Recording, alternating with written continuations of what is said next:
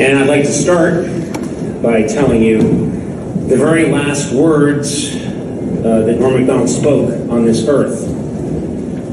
He said, "When I go, make damn sure they have a memorial for me. See to it that it's part of a much larger festival promoting a streaming service. Make sure you arrange it hastily and have it early in the morning. Now, damn it, make certain that many of the tributes are on videotape and that Rob Schneider is featured prominently. And finally, hold it in a theater in some part of Hollywood frequented by male prostitutes." Norm, we heard you and we are here.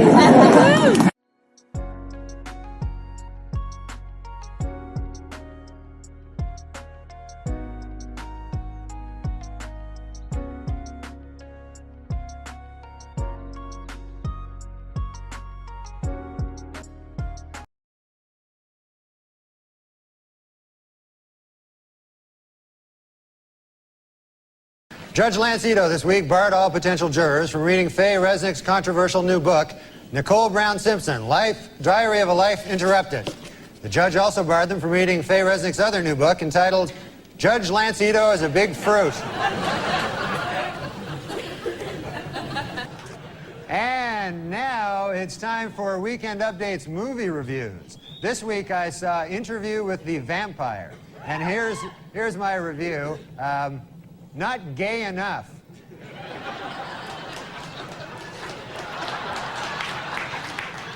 This week, a court banned gays from marching in Boston's St. Patrick's Day parade, but they will still allow them to be beaten up by drunken Irish guys. I'm afraid to know what you're applauding at there. Okay. Meanwhile, Elton John continues to deny rumors that he is engaged to his tennis racket.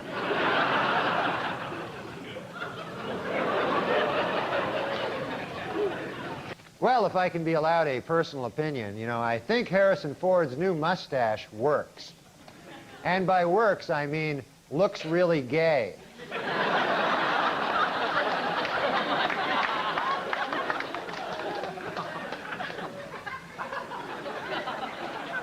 In overseas news, an attempt to lift the ban on gays serving in the British Armed Forces has been defeated in Parliament.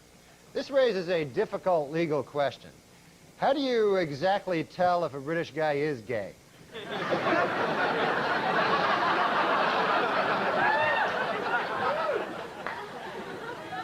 In an interview in this month's Vanity Fair, actor Tom Cruise attempts to end once and for all rumors that he is gay.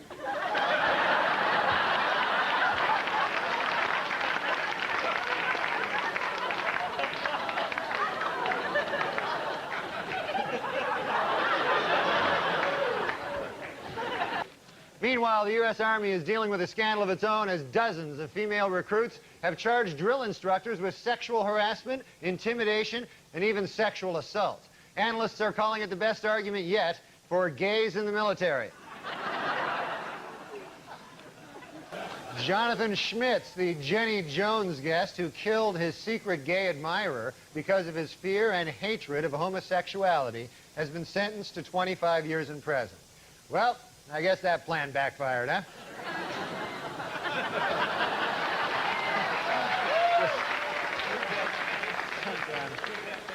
And it's been reported that Keanu Reeves is engaged to actress Amanda Decadina.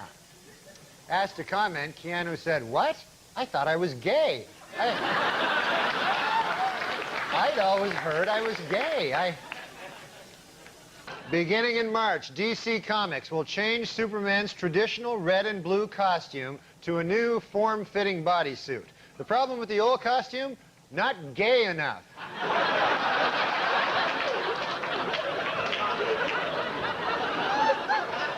What the hell's going on in the country? That's not Superman. All right. TriStar's Pictures is planning a film about the 70s disco act, The Village People. while the movie will be coming out next summer, it plans to wait until Thanksgiving to come out to its parents. The artist formerly known as Prince says he now wants to be known as simply the artist. Meanwhile, I will continue to refer to him as simply the fruit.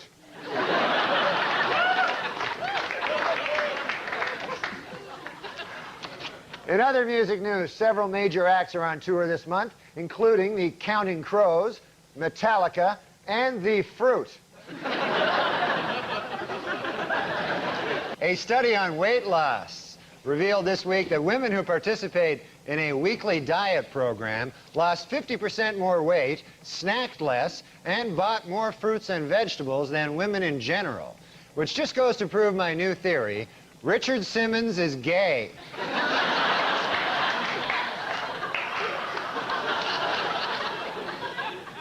Our top story tonight. This week, after months of speculation, sitcom star Ellen DeGeneres finally admitted that, yes, she is gay.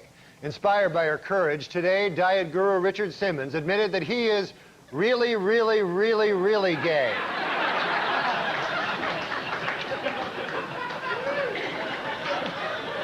Here's the problem with taking pictures. Yeah. Photographers are largely flamboyantly gay. Right. And so then when they take, a good look for them is a flamboyantly gay look. Right. So when they take your picture, you know, they want you to look flamboyantly gay, and then you're like, can I look a little less flamboyantly gay? And they're like, no, this is good. I'm like, I'm wearing a dress. Well, again, it's tonight and tomorrow night. The Comedy Works in Larimer Square. Thanks so much for toughing Thanks, it out man. without coffee. It's great this to was meet fun. you. Thanks Thank a you, lot. Norm. All right, on over. Excellent suit. Thank you. Yes. Yeah, I like that one. Brand new. Oh my. Let's get back over to Angie and Chris, please. Wait a minute. Norm, what is wrong, Norm, with flamboyantly gay? Yeah. I ask you. I asked you, Norm. Hit a little close to home this morning, didn't it? Did you see this outfit? Did you see this thing? This is what you should have worn for the headshot, Norm. Come on. Panache. It is cool. Huh? Come on. You wore that between what he's wearing now and ending up in the dress. That was halfway. It is cool. Norm could have worn this. Oh, yeah. Wow. Hey, Johnny Weir called. He wants his outfit back. Oh, hey now. He's talking to you, too, not me. I don't know who he's talking I don't to. know. Maybe he is talking to me. Because Johnny Weir would look fabulous in this. Look good in either one of these outfits. Yes.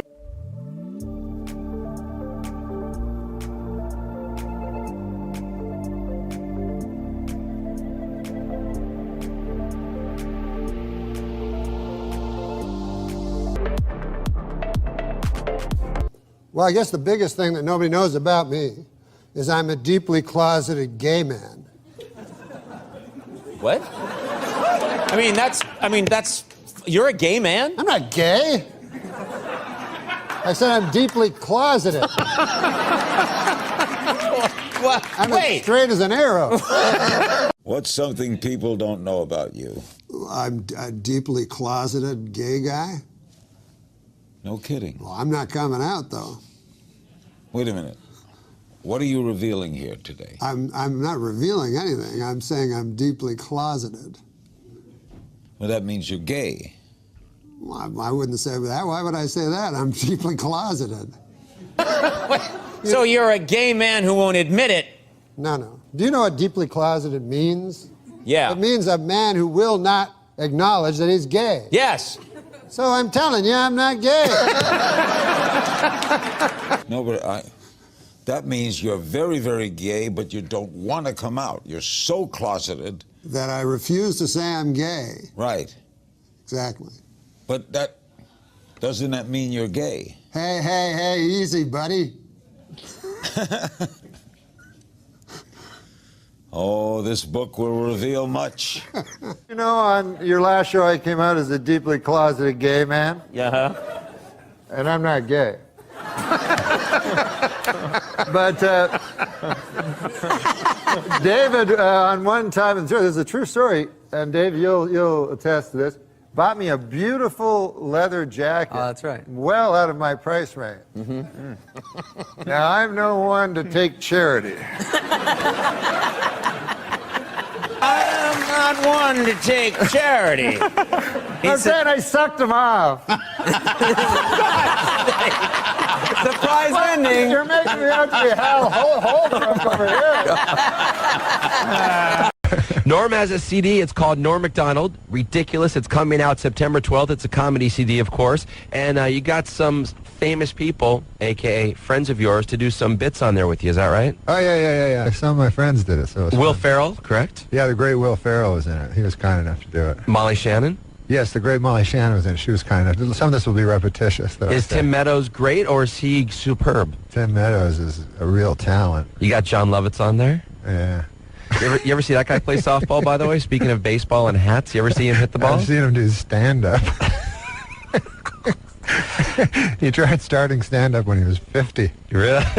What about those Subway commercials? That's kind of... Yeah, it's great. He got a catchphrase for the first time in 18 years. And what's the catchphrase? Eat fresh. Oh, eat fresh. And he gets to wear a bathrobe on TV. Yeah. I buy Subway sandwiches. No, he's a really funny guy. He's hysterical. How long? Up here. Yeah, no, I listened to that show, actually. Uh-huh. Yeah. What happened the time you and Norm MacDonald played tennis? There's a story that he showed up in a leather jacket and jeans. Yeah, I know. I know. He tells that story, and I don't know why he's so into it. Oh, it's But I play a tennis funny all the visual. time. It's a funny visual. Him Well, dressed like that.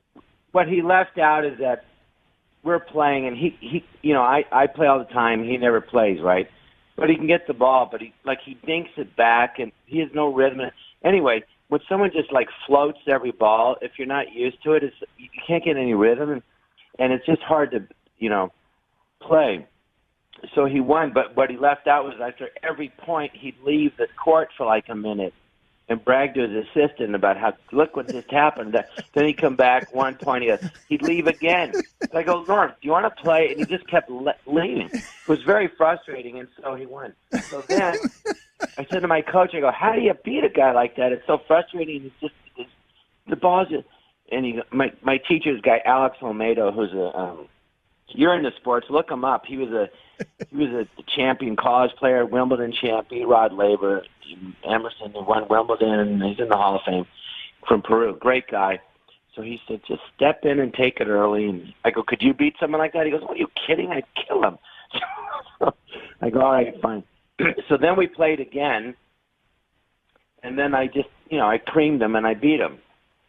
So also, I wasn't trying as hard the first set because he was, he's not as good, so I'm just taking it easy. But then And he was wearing jeans and a leather jacket. Well, he beat you 6-0 the first time, didn't he? 6-0? No, he wasn't wearing. I don't remember what he was wearing. He didn't beat me 6-0. He's full of crap.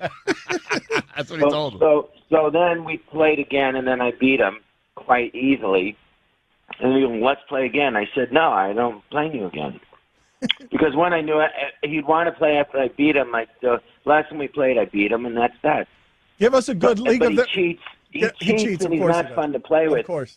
So he tells this story, Right.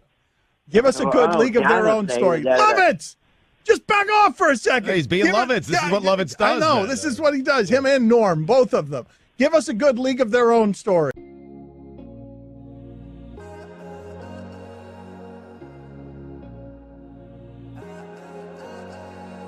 Try and crack your code every day. Thinking about every word that we... John Lovitz, what is that?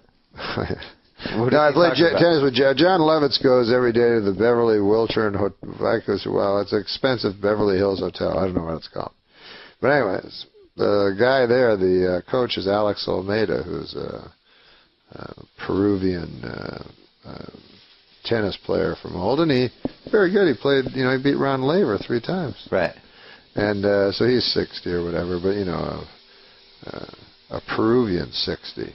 Does that mean he's a young 60 or yeah, an old 60? He's a young 60. Yes, sexy. Peruvian 60, I like that. Yeah, Peruvian 60.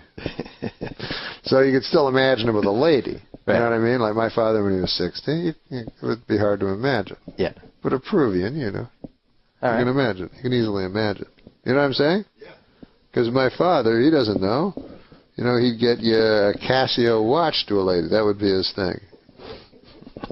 But these guys, they're more more champagne on your spine, my darling. You know, it's a whole different thing. Anyways, so it has nothing to do with his way with the ladies, the story. But John Lovitz got lessons from him every single day at this hotel. Yeah. You know? So then he told me that he was really good at tennis. So I was like, I could beat you.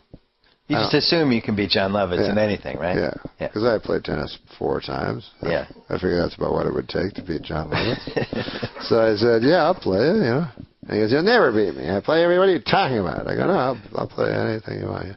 So I go to the place, and I'm in my jeans and a leather jacket. I don't have clothes for tennis. I only played 4 times. So I get there, and they give me a club and everything and a tennis racket. And I know, clearly, I'm going to beat John Lovitz. So we start playing, and, you know, I just keep tinking them over a little bit, you know, a little backspin, you know, near the net, whatever that shot's called.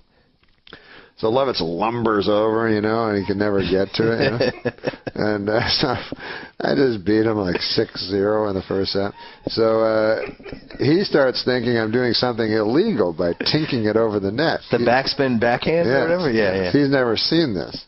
He thinks you're supposed to hit it to him. Oh. So he starts complaining because he's like, I play Alex and I can beat him. He's talking about beating Alex Almeida, the pro, the tennis 60-year-old Peruvian. Yeah. He thinks. So I said, well, what? He goes, I beat him. I play him every day. You know. And I go, well, Lovitz, this, you know, a tennis pro is one of their big skills is they hit the ball so it will land on your racket. Right. You know. So wherever you're standing, the ball is right there. You know. Yeah. And he's like, that's not true. You know. Then he was convinced that I could beat Alex Almeida. He said, you've never seen anything like this, Alex. He tinks it over the net. So, this is Lovitz. So then I played, and then he wanted to really win, you know, and he kept playing me, and I said, oh, God. So one day I was like, he was just getting so angry and everything, so I let him win 1 game. Yeah. And then he quit. He retired. On top. Yeah, calling himself the champ. Like John Elway. Yeah, exactly. He won 1 game. He goes, doesn't matter. So whoever won last, that's what they do in boxing. And I was saying, well, boxing, they do have to defend them, but whatever. That's funny. One time I went on, it was like a dance floor, and they gave me a Mr. Mic. Do you know what a Mr. Mic is? Of course. So I'm holding the speaker and the mic and talking, and then a guy comes in from the street, you know? Yeah. And there's no signs advertising for me or anything. So he thinks I'm a psychotic, you know, person. And so he starts approaching me, you know, like you would say, give me the gun, you know. And I'm like, no, I'm the performer, I'm the entertainer.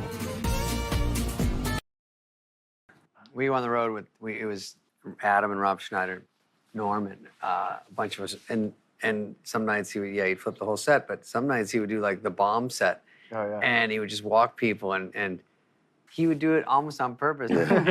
So, you know, some nights he would just say, this is the set you're getting. And But here's Norm, this goofy Canadian accent, really telling these long, weird bits for 8 shows.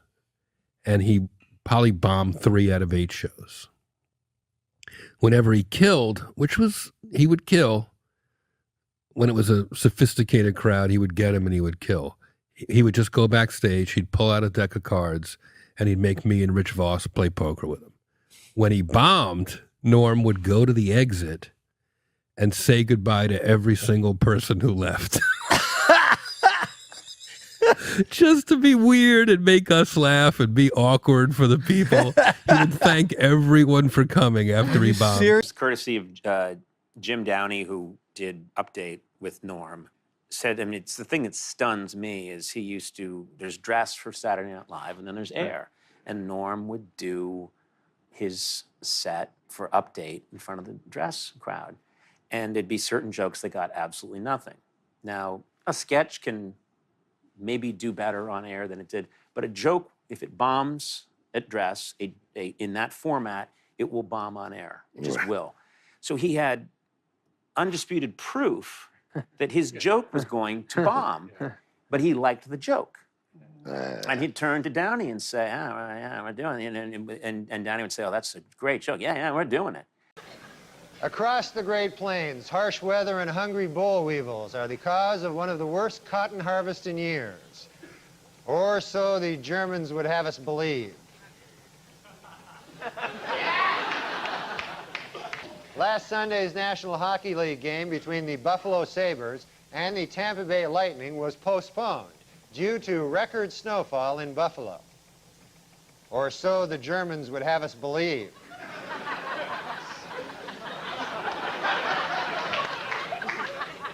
Now, that I like to do well. And if I'm handed absolute proof that I will fail, I will change course. Sure. I will admit it. I'm not that guy. There's something in him that's unbelievably fearless. What you're describing there, when I would watch those segments, they were delightful.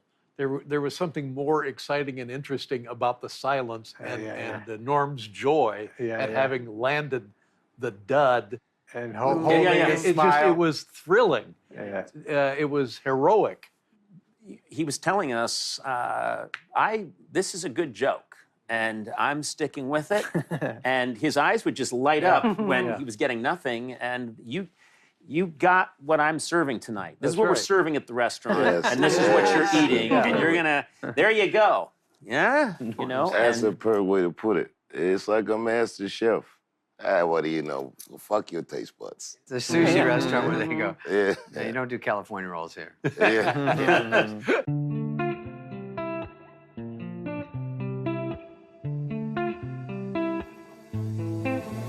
Little one, you've been away so long, and I need you now more than forever. That guy is certain, and his sensibility. It's fun to watch. You get more than a joke and a laugh. You get that tone. You get that attitude. There is that invisible connection. Yeah, we know what you're up to, Norm, and this is what we love.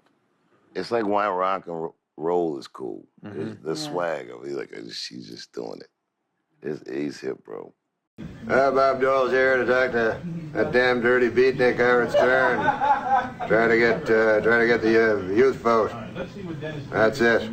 Right, and what's your appeal to the youth? What's going to make you get the youth, the young voters out there to vote for Bob Dole? Cigarettes for everybody. That's what these young punks want, cigarettes. That's what Bob Dole will give them. Cigarettes, everybody. That's it. Every time you come up here, you seem to be revealing more and more. What's going on? Are these stories like all planned in advance? You save them for the show, or? No, I don't know what I'm talking about. I should plan something out. I mean, what kind of reaction has people been giving you now since you've been coming up here? About the thing? Like your last story that when you came up here, and I mean, geez, you had a bunch of stories today. Yeah. I mean, you revealed the bathroom story. People love it. It's cool, you know, because people listen to the show, so they see him and they say, "Hey, man, that's big, right?" Nice bathroom story. Yeah, that was a gross story I said today. Yeah. I've heard that comic. I couldn't like you're going to keep doing it. Yeah, it was a kind of a gross story. Well, it was a good story, though. Yeah. Gross stories are always good stories. Yeah. I mean, it's good that you told it. Yeah. It was a good story. I'm just surprised that you told it. I mean, I would think that you'd be a little more reserved than that. Yeah? Yeah. Well, who cares, you know what I mean? About all that stuff, Hey, it was right? a funny story. Yeah. We're glad you did. It's not like I have any good image to protect or True, anything. Just true. a guy. Not like you have pants on, right? Yeah, right. What are you doing? Yeah, like, why are you just... down, too. It's not even at your face. Yeah, I'm not even hearing. This is my own personal video. Just asking any question. Yeah, so what about the story? I'm just zooming in on my Yeah.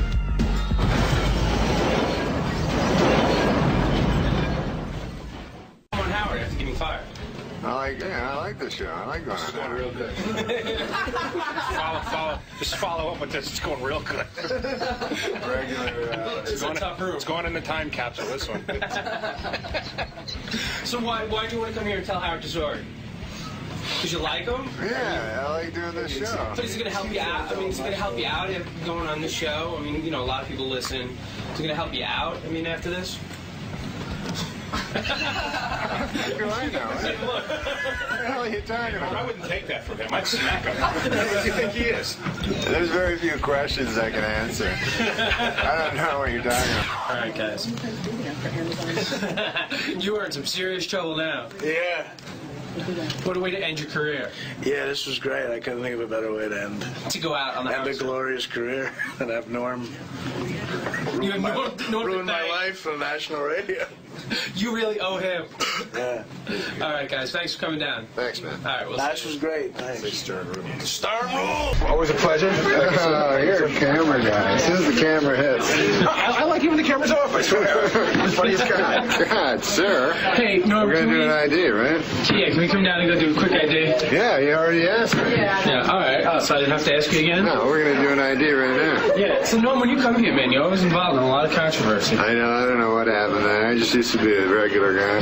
You used to be a nice guy. Yeah, I never started any of it. What happened? What do you think? What do you think it all went wrong? Controversy. I don't know.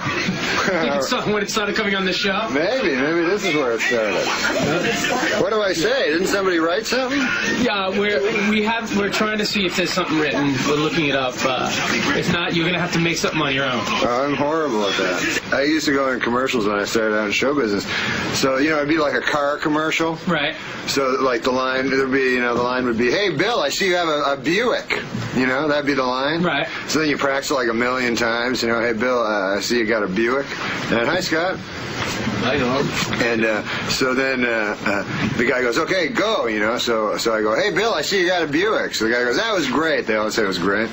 And then he goes, "Okay, this time," he goes, "forget the script." Like there's any script. Right. He goes, "Just go crazy. Like anything you want." Because they think every comedian, He's because got you're a a lot comedian, right. they think you're like Mork from Mork or something. So, and then you just go, "Yeah, okay," And he goes, "Okay, go." And then you just go, "Bill, I see you got a Buick." You just say the same thing. Like, retarded. That's a good story. All right. Hey, man, we're going to somebody's got to hand me something. All right. He's gonna think off my head. "Bill, I see you have a Buick." All right, Norm. Do one thing first. Just be like, "Hey, Norm MacDonald," and then I hate to do it to you, but just say whatever you want to say. "Howard, I love you." Okay. Well, what's it for though? It's like it's like a fur bumper, like Oh yeah, during. Yeah, breaks the show spots. Yeah, right. I've seen the show. Yeah. So I go, okay. Hey, so do I say you're listening to the Howard Stern show? That's how you'll end it. Yeah. Oh, that's how I end it. Hey, it's Norm MacDonald. Oh, you didn't tell me that. I was going to tell you. Okay, so I say, "Hey, everybody, Norm MacDonald here. I think Howard's the funniest guy in the world, and you're lucky to be listening to him. So keep listening on the Howard Stern show." Right? Something like that. What? That was not good. You're telling me. No, that was okay. Okay, I'm going to tell you that was okay. Okay. So what do you want me to say? And the other one is, do me a favor, just, "Hey, it's Norm MacDonald, and wish Howard a happy 45th birthday." Oh, that's nice. Which will play on the day of his birthday. So anything you want to say. That'll play on his birthday? It'll play on his birthday. That's a good time to play something like that. Okay, ready? Yeah, I'm ready. "Hey, Howard, happy 45th birthday, man. You're 45 years old. That's great." When I was a kid, if somebody was like 45, you heard he died, you'd go, "Yeah, that's it." Like you wouldn't think anything of it. But happy 45th, buddy. You're a good man. I just would be like a 10-year-old girl and her father or mother coming up to me asking for an autograph, and I'm at the table. Well, I'm sitting at a table. And he's famous? Right, so it would be like... yeah. We're creating a scene. Exactly. It's all fiction. So it would be like, "Well, you be the girl." Excuse me, could I have your autograph, please? Oh, sure.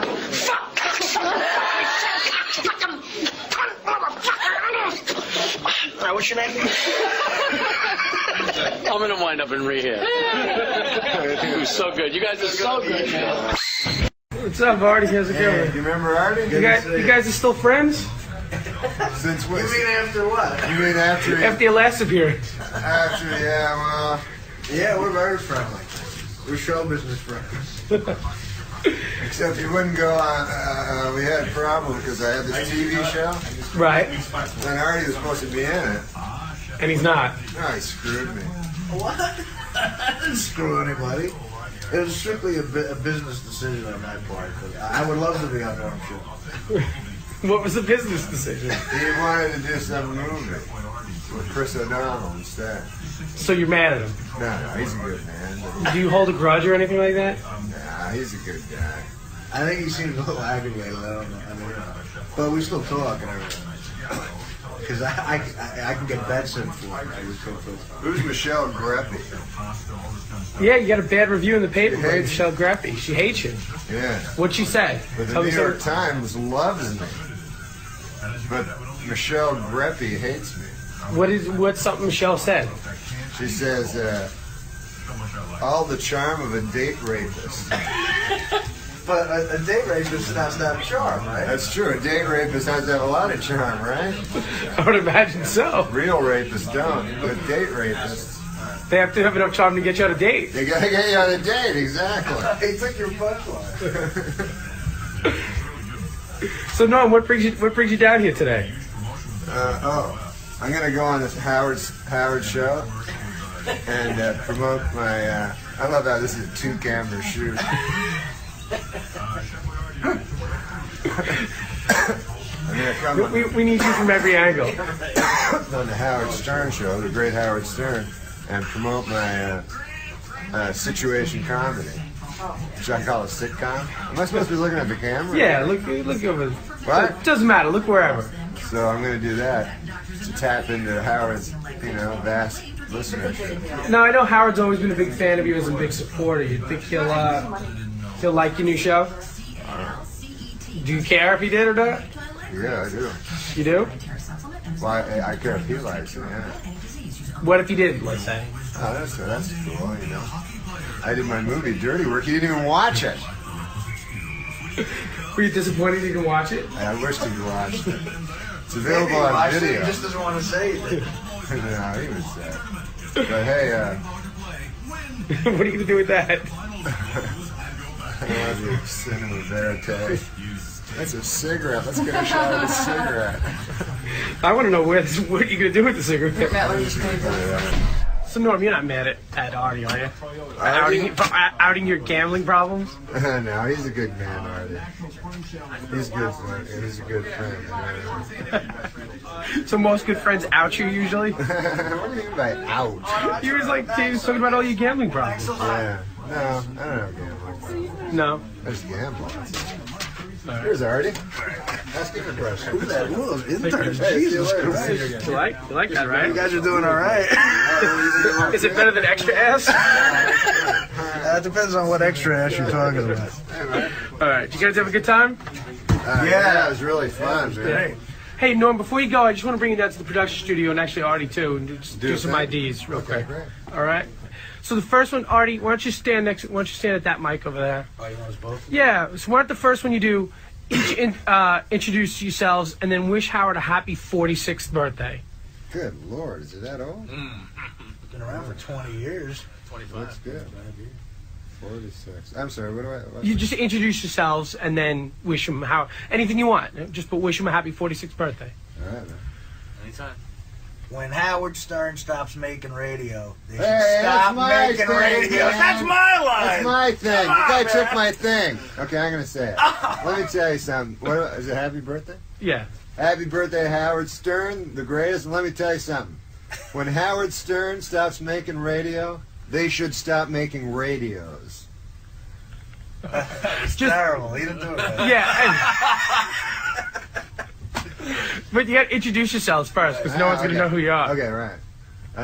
Hey, this is Norm MacDonald wishing Howard Stern a happy 46th birthday. And Howard went... Okay, let me start again. Okay? Yeah. It's all right, man. I don't got cue cards. That's right. right. Hey, this is Norm MacDonald wishing Howard Stern a happy 46th birthday. And let me tell you something. When Howard Stern stops making radios... No. I fucking wrote this. It's great. Okay. Ready? Hey, this is Norm MacDonald. Don't talk because they'll hear it. Hey, this is Norm MacDonald wishing Howard Stern a happy 46th. Happy birthday, Howard. And as I always say, when Howard stops making radio, they should stop making radios. You know what I mean? That was a good one. All right, good. That's excellent. This one? Should I read it? Yes. You want me to read? You can't read. Oh, read this on the air. Well, so you scratched all this part out? Right.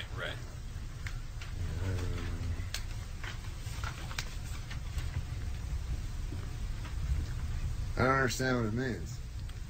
Please check back with me in 2 weeks, because maybe at that point I'll need help. Is that the joke? I guess that might be the joke. I gotta know the joke so I know how to say it. Okay. Is this gonna sound like it's my idea, though? Yeah, but we write it, so it doesn't matter. Yeah, as long as Howard knows you guys. Yeah. Howard approves it. Oh, okay, cool. Should I just say it? Yeah. I love on this because everybody just looks like a retarded actor going, what do I do again? Okay. Hey, I'm Norm MacDonald, and I don't need Howard or the Howard Stern Show because now I have my very own sitcom. That's right. But check back with me in a couple weeks, and then I'll probably need him again. Howard Stern. And now, I fucked that all up. All right, just you can pick it up with "and now." Oh, right. And now, Howard Stern. I just got one more for you. All right. This is a words. Bob Dole one. Oh, okay. Now, just if you want to do something on your own, you don't have to do this. But just an idea to do the Bob Dole.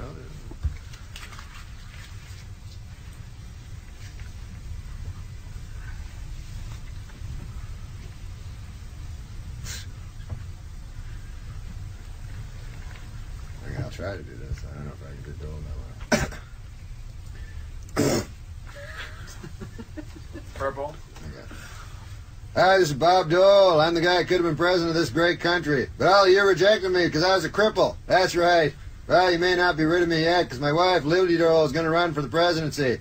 Ain't that a boot in the ass? I'll be in the White House and not have to do a lick of the work. You heard me. Plus, I got a fresh supply of Viagra.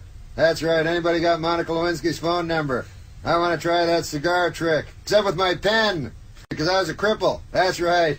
Well, you may not be rid of me yet because my wife, Liberty Dole, is going to run for the presidency. Ain't that a boot in the ass? I'll be in the White House and not have to do a lick of the work. You heard me. Plus, I got a fresh supply of Viagra. That's right. Anybody got Monica Lewinsky's phone number? I want to try that cigar trick. Except with my pen. You're listening to a man who doesn't need Viagra, but he sure could use a penile implant. Howard Stern. That was good. Oh, there you go. One quick thing. Great, and there's just one more actually.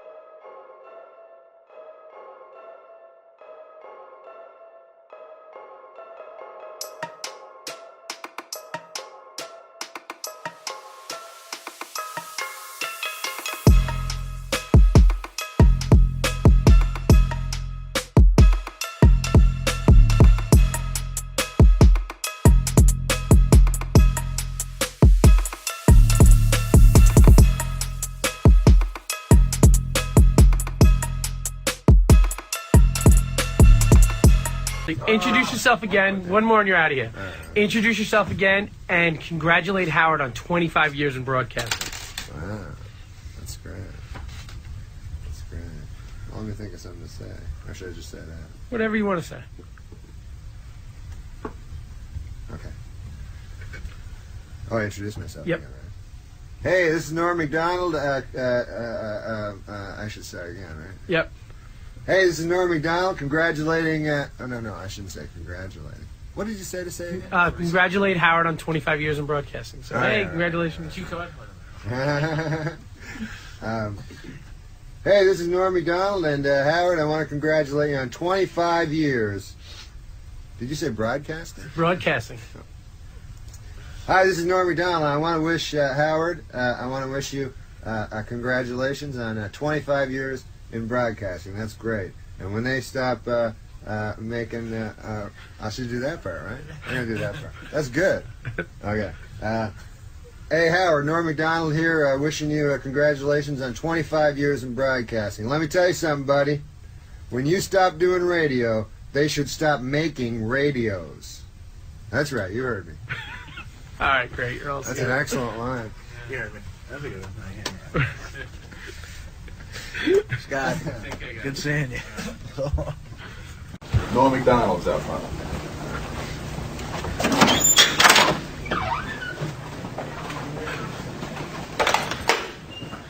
Hey guys, how you doing? What's up, man? Katie. What's up, man? How you doing? How you doing? Where's Jan? He's playing some ball, man. I jam my finger all the time. You really? Basketball. Yeah, it hurts, man, right? You really wreck it. No. Hey, what's up, man? What's up? Band-Aids too expensive or something? Yeah, I can't afford it. What's up, man? What's going on? How's it going? I'm doing good. How are you? Good. Who's this? Artie looks like you lost a lot of weight. He did. I did. I dropped a couple. I know. You look like a totally different person. I'm worried because so did Walter Payton. I haven't been exercising. I lost weight. I think I might be sick. Uh-oh. What do we think you have? I think I'm alright. Bad meat in the can? No. I can do it. That was Rock Hudson. That's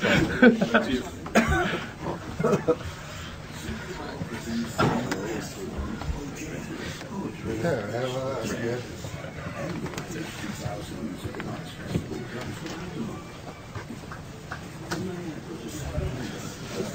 No, and this is a big entourage today. It's very unlike you. I know. Who is everybody here? Artie. Well, Artie we know. Right. Laurie Joe. Danny Wilson. Danny Wilson. Who's this guy? I don't know this dude. What? Isn't he with you? No. We thought he was with you. He's about What do you to take What do you do here? I'm Stan from Paris. Who? Paris, France. You're from Paris? Yes. He's the last guy you'll see in your life. He's really not with you? No.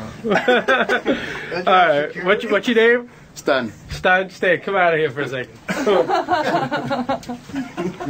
What brings you down here, Stan? How'd you get in? I don't speak very well English. I'm sorry. Oh, you don't?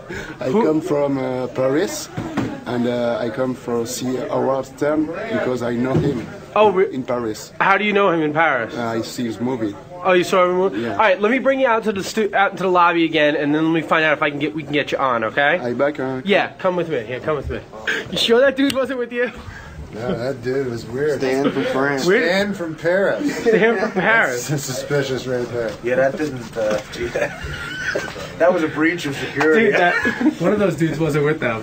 Who wasn't? That one, I think the tall guy at the end. Materialized. Yeah, you told me that, man. Well, I didn't realize until I had. I asked Neil. I thought it was you with you guys. I'm sorry. Lord. He's out in the lobby, Dave. Yeah, shall I let him back in? What? Shall I let him back in? Yeah, we'll let him sit back. What? How'd he get in? He just walked in right behind you guys. Meanwhile, Norm and Artie are like in the safe.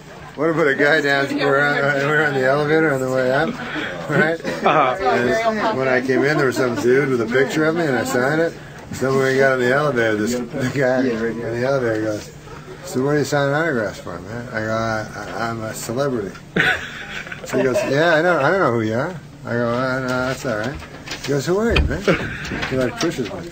He like punched you? No, he didn't punch me. Just like pushed me. He was mad. It was hostile. He was mad at me, man. And did you tell him who you are? Told him I was Rod Laver. Aussie tennis great, Rod Laver. We didn't sleep last night. We stayed up all night for the show. Oh, really? Yeah. So you came in no sleep? Yeah, we didn't sleep. We stayed up the entire day. Are you going to be fresh for the show? Yeah, but tired. Great Howard. Continues to be great, right? So Norm, did you decide what you're going to do today? On Regis? Did you decide which of the Regis, things? I don't know. I'm gonna maybe mention something. Are you going to try to work something out? Yeah, I'm already like cowarding out on it. You chickening out? Are you coming? Yeah. The farther I get from Howard. Are you going to chicken out? Because you know he's going to be watching. Yeah, I'm going to try. I hope I remember. You know what I mean? All of a sudden your memory's going to go? Yeah. Then I get scared. I get back in real life. Outside the Howard. Outside our walls? Yeah, outside. Everything goes. Howard Studio. Who was that? Jackie. Hey, Jackie. See you later, buddy. See you later. Funny, man. Who is that, Jackie? Yeah. Where is it? There he is. Just yelling at you. You got a short haircut too now, man. Looks Yeah, well, good. it's so much easier. Oh, it is, right? You just wake up and that's it. Well, you coming? More time for everything else. Exactly. See you guys. See you later, man. I'm going to go see Howard Stern and talk to him. The radio. Oh, what's going on, man? Anything new? Just what I told you. I just fucking told you. So you just here to hang out? No, I told you word for. You have it on tape. Why are you asking me? So you're here to talk to Howard? I'm here to. What did I say? Anything in particular, though? No. No. I never think more than about 5 seconds ahead of time. Keep us on our toes. It should be good. I don't know. It might not be. We'll find out. It'll be fine. All right. All right. Thanks, man. Norm, good to see you. Thank you for Thank coming you very in. much. Mwah. It's good I to thought you were a see you. fan of me last time. No, what was it? Like, What? I don't know. Oh, because of that whole Artie thing? I don't know. I love you. I'm not mad at you at all. Norm, how'd it go, man? It was good. It was fun. Hey, How are you? Steve, how are you, buddy? Great to see you. Good to see you, Steve. Now, after reading that article Hey, about listen. Artie, are you a little concerned about him? You worried? No, I'm not worried about it. Not at all? Do you think going out to Vegas with him after reading that is a good idea? I go to Vegas with Artie if he wants to go. Sure. You think he's in a good place right now? A good place? I'm not what that sounds like. Like mentally. I'm not a psychiatrist. What the fuck would I know? Well, you're good friends with him, right? Yeah, but I don't know that. I can't. I'm not a psychiatrist. I don't know about that shit. All right, so fun. I just know if a guy's smiling, and I figure he's happy, and if he frowns, I figure he's sad. Yes. So It was all smiles today. Artie seems to smile, so I'll take his smile at its word. All right, so you had fun in there, man? Yeah, I always have fun. It's fun in there. It's always fun with Howard. Always fun with You didn't Howard. think it was a good appearance? Well, sometimes, I don't know. Sometimes I think I'm getting dull or some shit, but it was all right. Yeah, why do you feel we need to juggle, as you said? Juggle? I don't feel like I have to be a clown. I just want to, what? I'm fucking supposed to be funny, so if I'm not funny, I'm fucking failing at my, whatever the fuck I'm supposed to be doing. You were funny, though. No, so okay. He was- That's Artie, it. he was That was no funny. problem. I wanted to bring up the details thing. Talk about a hatchet job. On me, I though. forgot about that. The details. The details, Yeah, right. I forgot about that. They did an article about the Norm show. The guy who wrote the article played poker with me and Norm all fucking night. And then the whole article was about how me and Norm are crazy gamblers and not anything about, like, by the way, he has a show on it. It was like three pages of just how we're... Danny Wilson was the hero of the piece. That was when Danny Wilson... He got more press than us. Danny Wilson... Warner Brothers paying publicists. Danny Wilson's getting fucking... Norm, you think I'm bad with assistants. Norm had an assistant for 20 hours, I think. I'm yelling at the guest. He's late. I'm late? I'm exactly on time. No, you're not. You're late. I'm exactly on time. What's up, Norm? Man. How are you? Good, man. How's it going? Oh, sweet, man. You're a little late, man. Well, you're walking backwards with a camera. You're one to talk. What's going on, man? Nothing, man. Just relaxing with Brian here. My lover and best friend. What's up, man? Hey, man. Brian's my lover and best friend. That's what you're gonna be talking about today? Yeah, don't you want to talk to him? Well, why were you late today, man? I'm not late. Howard says you're What late. time you got? 8:45. What? I think you're booked for 8:30. 8:30? All time is relative, as Einstein said. All right, well, tell it to Howard. Right off the bat, you kind of freaked Howard out with that hocking up that loogie. Well, he thought I had eaten gum. He said, "Get You that didn't have out." anything in your mouth? I guess I had. I guess I had brown hot virus. And what'd you do? You threw it at him? Or you threw it in his direction? No, I didn't throw it in his direction. You're misrepresenting everything. I tossed it because I realized it was hot with virus. Could have given yourself sickness. Brian is a germophobic. Definitely a germaphobe. Norm, absolutely, you gotta be. Why? What do you got? What do I got? Yeah.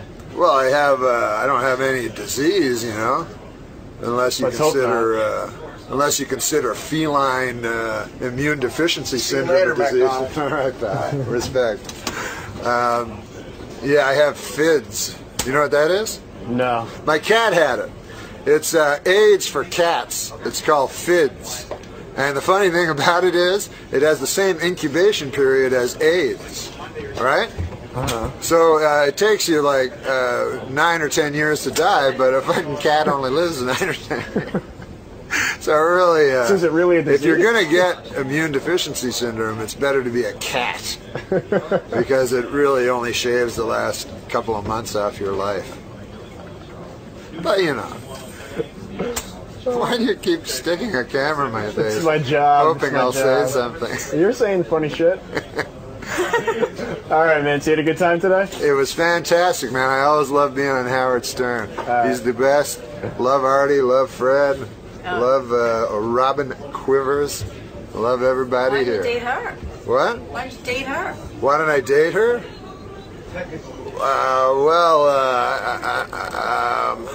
That would require me saying something incredibly politically incorrect. Go ahead. I usually don't date shorter women. I thought you were going to say something else there. Well, that's your racism bubbling to the surface. My God, I don't know what thoughts go through your head, but... Well. Welcome back. Thanks, man. How the H are you? I'm good, man. It's always nice to see you walking backwards. Yeah. It's always nice to walk backwards for you. Yeah, you should walk backwards like competitively. Right? Do you ever think of that? I thought about it. I mean, I've assessed my talents, and I feel that that's pretty much my only one. Are you kidding? Right now. Take a look at that. That's true. Maybe it's time to reassess your talents. You'd have a TV program. So what's going on, Norm? You've got a new show on Comedy Central? Oh, yeah. The Comedy Channel. Ha! I'm on Ha TV. You're looking forward to your reunion with Howard today? Yeah, it'll be really awesome, man. I always love Howard, miss him. Fun to be here. Fun to see everybody. I brought the great Kevin Farley. Farley, where are you, man? Hey, man. How you doing? Welcome back, man. Yeah, thanks. How are you? I'm fine. I'm great. I'm loving it. Nice. Back to me. Nice deflection. All right, man. I'll leave you alone. All right. See you in the You studio. got somebody shooting you. It's the fucking Truman Show. It's a damn circus around here. It's awesome, baby. You have a good time in there today, Yeah, man? that was great. Oh, yeah. Can't not have a good time. Now, I know you were on during Playboy Mansion That's broadcast. right. but A long this was time like- ago, that was at the Playboy Mansion. And then this is my second appearance. So this is more conversational. Yeah, You this had a little is- more time to Yeah, get definitely. to know the show and everything. Good or to get to hang know out. Howard. Good to hang out with Norm and Howard. It was awesome. Can't beat it. That was It was fun, right? fun. Yeah, it was fun. Yeah. Yeah, fuck, I couldn't shut you up. What? I didn't say anything. I know. Interrupted? Well, I was. You're supposed to be talking. It's your time to shine. I'm just the Ed McMahon. Not even as talented as Ed. Norm, no matter how much time passes between appearances, you always seem to like sort of pick up where you left off with Howard. Well, I just love Howard so much, you know? Yeah. I don't know. What gets you going? In What my if- whole life, there's been 4 original things I've ever seen. Sam Kinison, David Letterman, when I was a little kid, Saturday Night Live, and Howard Stern. Yeah. 4 original things in all of comedy that I've ever witnessed. That's true. So it's very, very special when I get to see Howard. It's interesting hearing that from you because one of Howard's callers the other day said that the show has sort of come to a halt and he doesn't feel the show is the same or as good as it's been. Oh no, that's crazy. That's crazy. Well, how do you think the show has evolved? I mean, I think it's evolved in the same way that Howard evolves, you know, as a person and as an entertainer, and oh hi. So he's just evolving as a human being, as a comedian. That's the fucking greatest, you know, because I come from a place where stand-ups just do the same fucking act, you know, forever, and I always try to change my act all the time. You know, but I'm not even close to Howard, man. You know, and also when a guy fucking does comedy fucking 4 hours a day, I don't know why the fuck he's not getting a comedy award. I'll tell you that. because he's in a sense just improvising for 4 or 5 hours every single day. Yeah. 4 days a week. Yeah. Compared to a guy that fucking reads a script and pretends, what the fuck is that? That guy could not even be funny in the least. All he could do is know how to read well. You know what I mean? So what Howard does is completely original and completely... Yes, it's completely original. You know, a guy told me once he didn't like Howard, you know, but he said, you gotta admit, he said, I do have to admit he's original. And I said, nothing's greater than that. How fucking impossible is it to be original? You know, I wish I could be fucking original. It's like the greatest thing in the world, you know. Well, Howard seems to share that respect. There seems to be a very much a mutual respect between the two of you. I mean, I haven't heard him laugh that loud in quite a while. Yeah. So. Well, Howard's great. You know, when Howard laughs, it's like when I first got on Letterman, and Letterman laughs. There's very few people like when you... Well, you gained weight. gained a lot of weight, so did you. I gained 45 pounds. I was going to say something, actually. Why? Well, I thought you'd been gaining some weight. Yeah, I gained 45 pounds. Are you okay? Yeah, what's going on? I'm doing it for a movie. For what role? What's the role? What are you playing, Jackie Gleason? What do you mean? It's not a particular movie. I just think they always need a fat guy in a movie. You're doing hard. You're paying it forward, yeah. Hey, listen, have you noticed my enormous weight gain? I've gained 45 pounds. You know why I started to gain the weight? I told you. I don't remember. I'm up 45 pounds, and it was for a role in a movie. That's right, it was. Anyways, whatever. What was the role for again?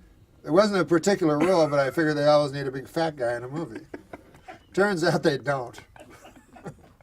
They have plenty of fat guys that are much more experienced at acting and at being a fat guy than I am. I thought we were going to be doing a bit where you're like a Jerry Lewis? Jiminy Glick character. Yeah, no, I'm fat. What happened? Fried chicken and gravy. Let me tell you something. I thought it was funny. Your heart could...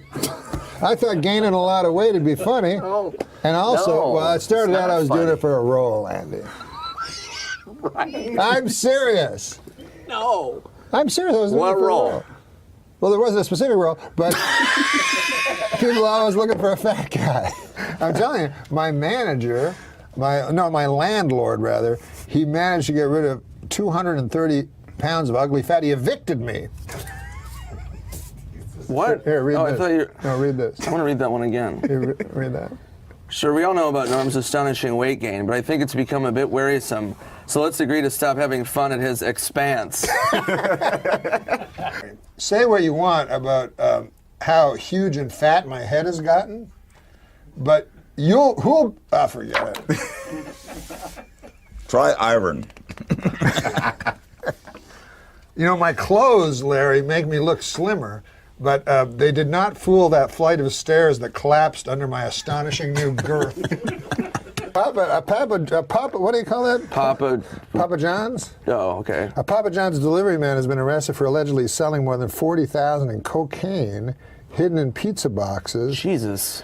To undercover police officers. This raises an important question. Where is all that pizza that was supposed to go in those boxes? Can I have them to eat? I'm a big fat guy. Well, I'm fat. I'm so fat when I get my shoe shined, I have to take the boot black's word for it. You haven't seen your penis in 3 weeks. I'm keeping it clean. Jesus Christ. Well, is that what fat people say? My penis? This is where most of my weight goes. Straight to whatever the fuck this is. I'm going to find a really good joke. You guys talk, and I'll find a good joke to So, end. Adam, is it hard to not drink? You know you've gained too much weight, by the way, when your chair guy refuses to work with you anymore. But go ahead. So you're probably no body fat. Oh, I have a little bit in the rim here. Yeah, I got more than that. My legs, my goddamn arms jowls. are thin. My arms are thin. I used to have jowls. I don't have jowls. I have more chins than How old are you? Huh?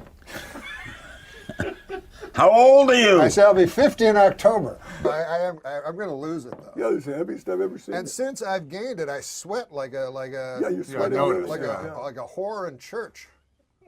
I don't mean to be what? I don't mean to be filthy, but a whore in church. Yeah, she's nervous, so she sweats You're because sweating like a Chris Dorner in a Big Bear cabin. Okay, come on. Well, I'm just that's racist. A little bit of My a only chance of drinking losing belly. 15 pounds is if I went to a British casino. To be honest with you, I don't know. Yeah, this is what my doctor told me. I go to my doctor, right? Right. I say to my doctor, Doc, what's going on? My doctor says, you are fat. I said, how fat am I? He said, you're so fat that if you don't stop, within a month you could have a heart attack or stroke. That's not funny.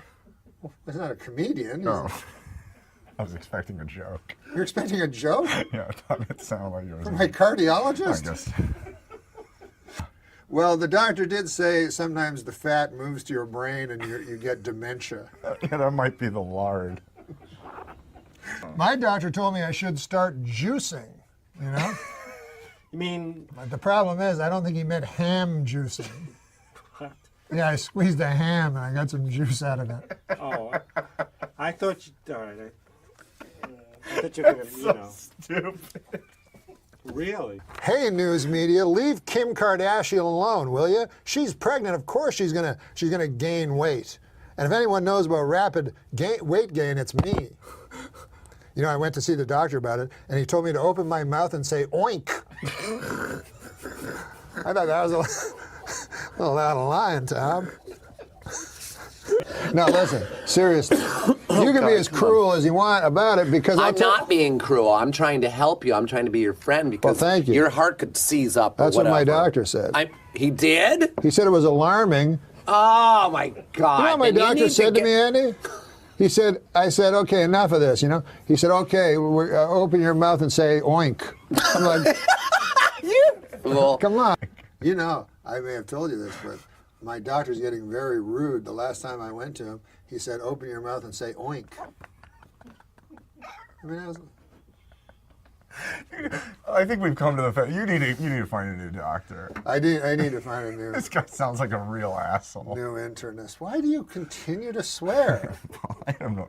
Just because you can doesn't mean you should. Do you see your face? Oh yeah, it's me with a huge fat fucking face. Yeah, I didn't want to be the one to say it. Yeah, I've been having a lot of trouble. My doctor, he said he's not a very nice guy. He said, open your mouth and say oink. Yeah, you need to get better insurance, Norm. Insurance?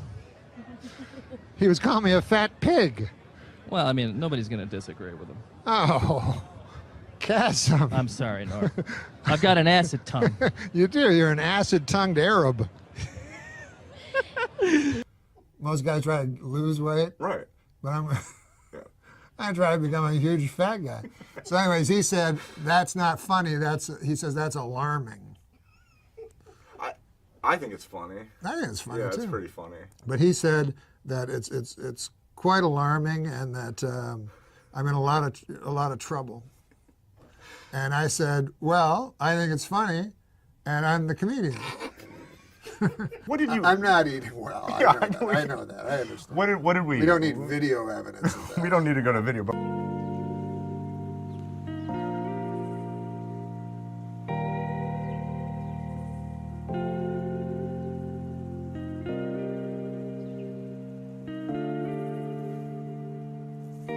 morning. Remember that? Yes. We went to Denny's. You had 2 eggs over my hammy and half my pancakes. Then on the way over here, we stopped at 7-Eleven. You remember that? Yeah. You had a few hot dogs and a big bag of pork rinds. Yeah. And 5 minutes ago, you had 4 donuts and a chip whiz. Yeah, well, you snooze, I eat half your fucking pancakes, fucker. What did we eat right before we did the show? We ate chicken. Yeah. What kind of chicken? What was it called? Honey kettle chicken. Fried chicken. Fried chicken. Yeah, a big plate of it. Yeah. And I asked the girl, Huge mistake. I said, why so much for the extra gravy? Give me like a trough of gravy. I've never seen that much gravy. No, that was a lot of gravy. You just I drank devoured the it, gravy. too. You really did. What did we eat right before this podcast? I had 3 whole fried chickens. What else? Biscuits and gravy. And? I don't want to say that third thing. What else? What was the other thing? Whatever, lard. Exactly. I like lard because there's like a purity to it. And you know I grew up poor, you know? Frankly, I was just impressed that they carried lard at the place. You don't see that too often. Yeah, no, I brought that with me, a can of lard. This is what I used to look like. That's Fathom right there. And that's you? That's me. Are you serious? Yeah. That was on a good day too. Is that like a fake picture? No, that's not a fake picture. Coming up on 250. Do I look like that fucking fat pig? Well, maybe not that fat. I mean, this is your future, Norm. This is my promise to the people of the Video Podcast Network world. I will not eat a single morsel of food until Margaret Thatcher is dead and buried. She died 3 weeks ago.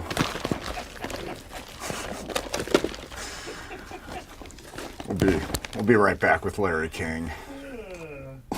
And then talk about a guy who picks good projects. Yeah. I mean, that's 60% of having a career like that. Yeah. I read in Bill the Murray's Sting, like that, Bill too. Murray will do nothing.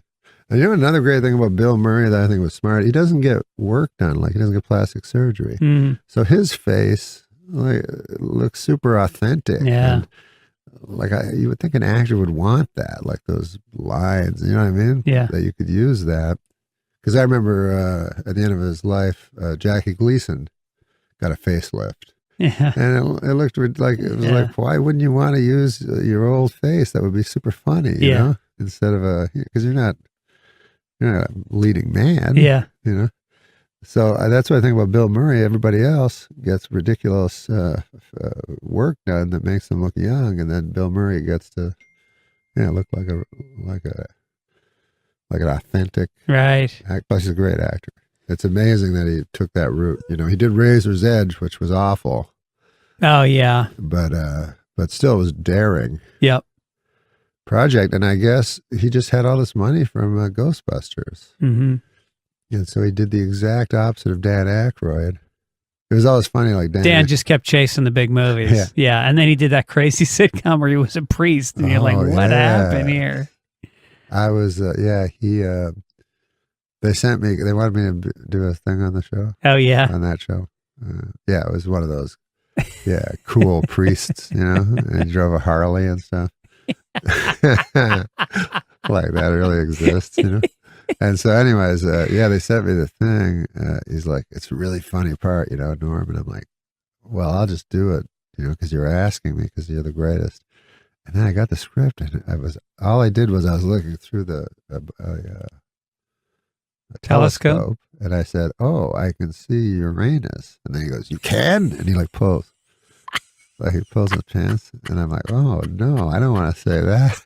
So I had to lie my way out of it to get out of doing this awful joke.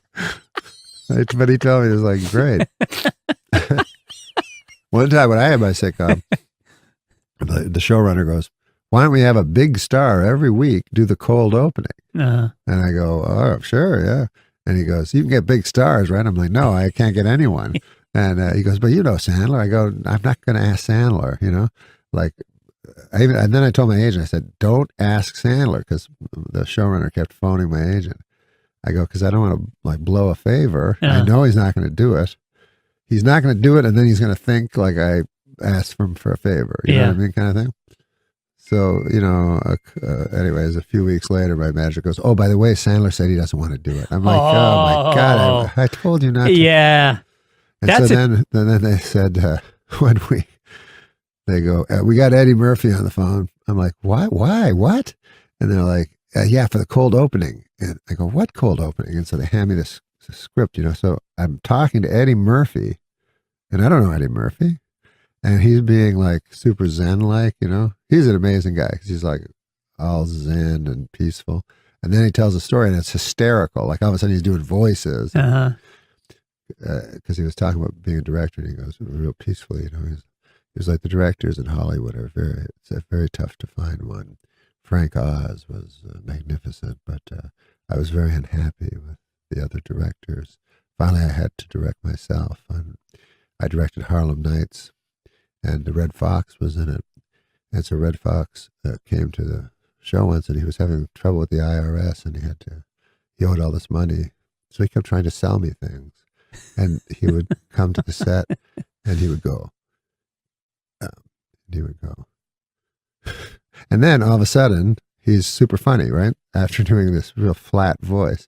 And he goes, and then Red Fox would say, "Hey, Eddie, you like Elvis? I got Elvis's watch. How'd you like to buy Elvis's watch? Elvis, give me this watch."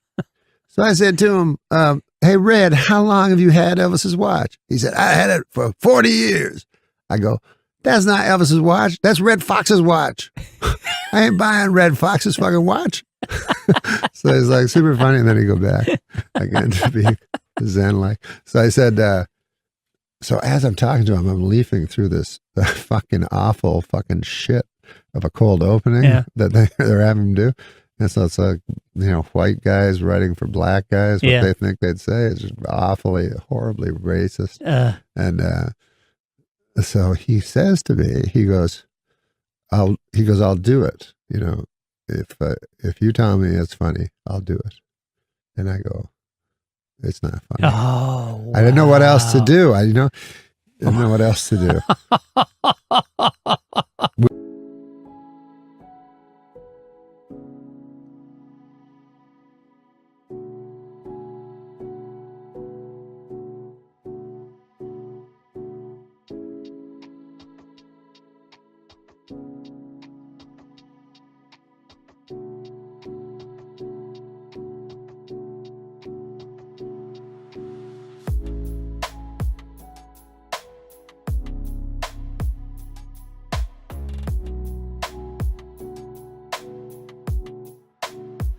We got, you know, we got on the show though. We got Richard Pryor. Yes, Richard Pryor. His last appearance everywhere. No shit. Was on my television show. Wow. And big mistake. Like he showed up. You know, he's in his last stages of MS. Yeah. And everyone was crying. You know, because you look, you know, his eyes. He would do that fear look even when he was acting and stuff. And when he was doing his stand up. That's what he was like. It was just pure fear. It's like he's locked in the side, like begging to get out somehow, and it's so hard to watch. Right. So, and then his wife, she goes, listen, you know, he's really nervous. You know, would you go up and tell him you love him, hug him, kiss him? You know, I go, hug him and kiss him? He goes, yeah, you can show him affection. You know, he's very fragile. So I go up and I hug him and I kiss him. I go, you know, you're the greatest ever. You know, if you don't want to do this, you don't have to. You know, but it's just great that you're here and stuff like that. And then there's like two big black guys that are there, you know. And one of the big black guys, like about 15 minutes later, goes, Richard thinks you're a faggot. So my everybody's comic hero. And I'm like sexually molesting him pretty well. Because of his stupid wife. You know, when I was asked to host the Canadian Screen Awards, I called my good friend Chris Rock, and I said to him, I've got some great news, Chris. I'm going to Canada. And he said, I've got some great news, too. I'm hosting the Oscars. What are you doing in Canada? And I said, you know, visiting some family, friends. The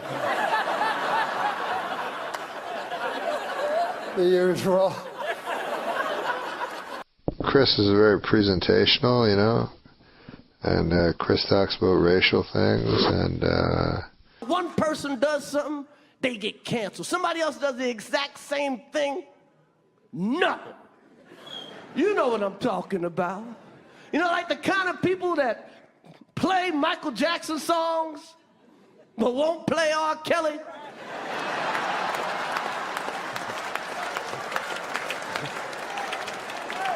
Same crime. One of them just got better songs. See, there was a number of artists and people who, so for instance, Gary Glitter was caught doing inappropriate things, and his music career, you know, rightly sort of ended almost overnight. Maybe. Did he have? If it had been T-Rex who had committed those crimes, I still think. No, because I have a theory. It's to do with the quality of the music. Yeah. See, with Jacko, we didn't wipe Jacko out from history because we didn't want to go to weddings and not have Billie Jean. Exactly. So it's sort of, if the music was better in the case of Glitter, I think we'd have all. I mean, it felt like the entire world sort of turned their back on the Jacko accusations, right, and just said, well, anything. He didn't start doing this pre-dangerous. So we can listen to everything. Another endless day, nobody's gonna change. You won't ever leave. On my mind again, I'm still not tired of it. Can make you want me. And I might act okay, say things will stay the same. Say I'm all Right, Robert Kardashian helped to free O.J. Simpson, a black football playing murderer. Woo! O.J. Simpson killed 2 white people and got away with it. That's another kind of black excellence. During a recent interview on 2020, longtime O.J. Simpson friend Robert Kardashian said he now believes Simpson may be guilty. Though he did add that had he believed O.J. was guilty at the time, he never would have agreed to hide his bloody clothes and knife.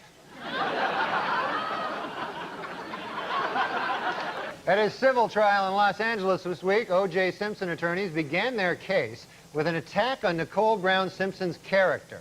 Outraged Brown family lawyers responded, quote, "Nicole is a victim. No matter what she did, she certainly did not cut her own throat."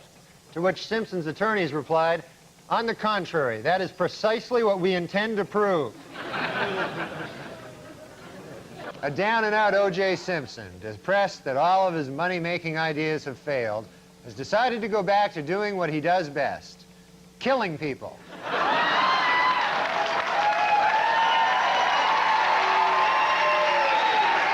I think I heard Matthew Perry once in an interview. I think basically said he invented sarcasm. I think he said that. Norm was on Saturday Night Live. Norm tells the best fucking stories about some of those celebrities that went through there. And Matthew Perry had an assistant and said, you know, he said to Norm, Matt wants to do a sketch that he wants you to be in where he talks like he does on Friends. He calls it Matt Speak. And Norm said, what are you talking about? He goes, well, you know, he invented a way of talking, the way he talks on Friends, Matt Speak. And he showed him a clip, and Norm said, are you talking about sarcasm? Matthew Perry called sarcasm. He renamed it Matt Speak. Hilarious. And Norm goes, you're talking about sarcasm? What about the black odd couple, Gil? They should have just said to him, oh, that was really good. I think somebody, one of the younger writers said, I think Matthew Perry's a genius. And I think that's what it was. And Norm said, is he good at math or something?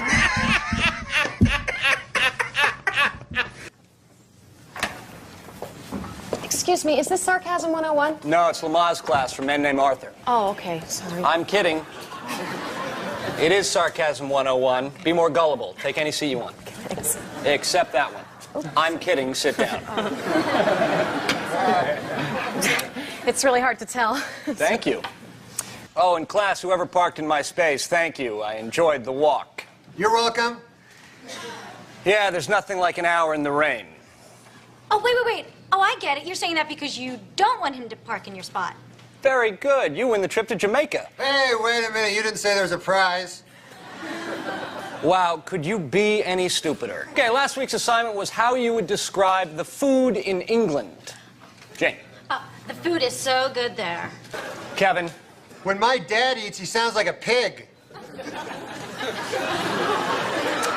No, that couldn't be more wrong. But... And just so you know, Kevin, I don't like it when you say things. My dad's from England. See, I see your mouth moving and I hear all these sounds, but it's just like coming out like, woo, woo, woo, woo, woo, my dad. Okay, quick pop quiz for everybody, okay? You walk into a bar and you see a fat, ugly, disgusting guy in the corner. You turn to your friends and you say what? Could he be any larger? Could he be any uglier? He looks like my dad. Whoa, Kevin, try again. He looks a great deal like my dad. I don't see what's so funny. There's a shocker. I nominate Marissa for class president because of her incisive wit. Hey. You people just don't know when to stop. Why don't you cry about it? I want to take a bath with Marissa. I mean, that is to say, could I want more to... Can I take a bath with Marissa? Or... My teaching assistant. She was faking? Catch on slower. Hey! I don't think she's really a student. Be a bigger moron. Can I still take a bath with you, or...?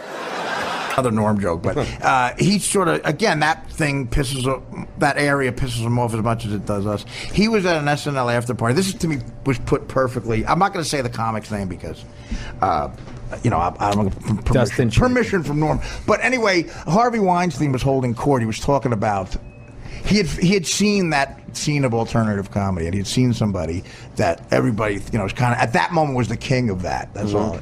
And Harvey Weinstein, I've been seen him at work. He's a very obnoxious, he just yells shit out that he thinks is brilliant, like Stephen Wright jokes or something. Right. You can't have everything. Where would you put it? Stuff like that. So he goes, he says this guy's name, and Norm's sitting there. He's on with Lorne and everybody, and and Harvey Weinstein says this person's name and goes, I think Sons is a genius. And then he looks at Norm and goes, Norm, what do you think? And Norm goes, is he good at math or something? And it's okay, the ballsy part is now Weinstein looks like an asshole. And people like Lorne, and from that moment on, one of the most powerful guys in the world hates with a passion Norm Macdonald.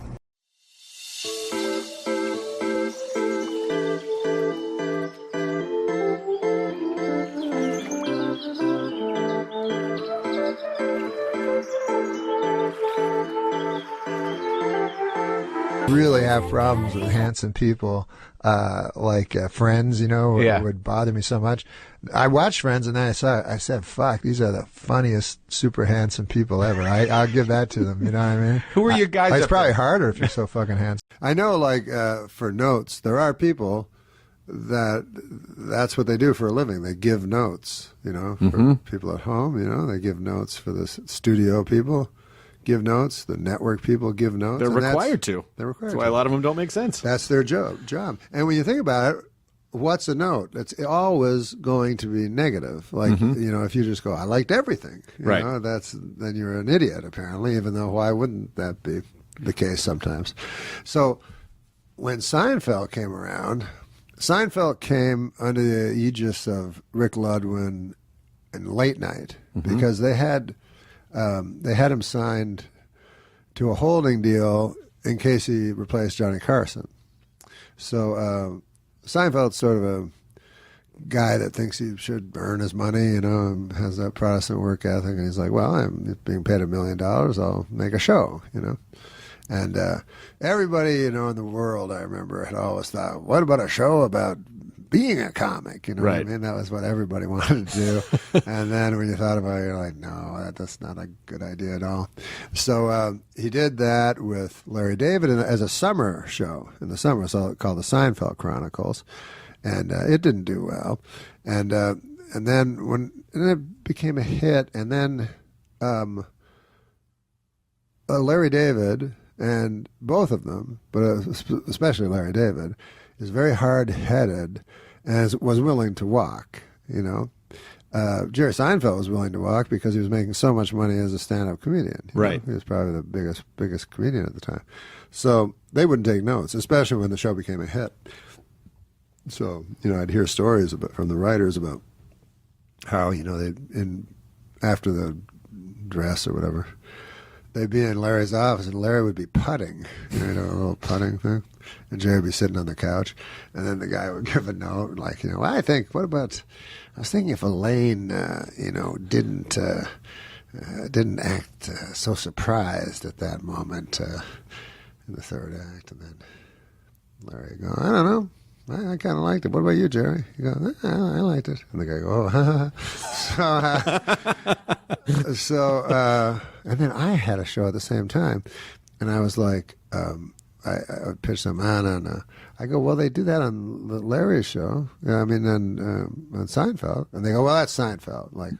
Some different thing, And I thought, well, now after Seinfeld was such a success, well, now they'll go to that paradigm. Right. A great comedian, and then a guy he chooses, and then two guys write the show, which was also the interesting thing about Seinfeld is they had a room full of writers, none of which wrote the show.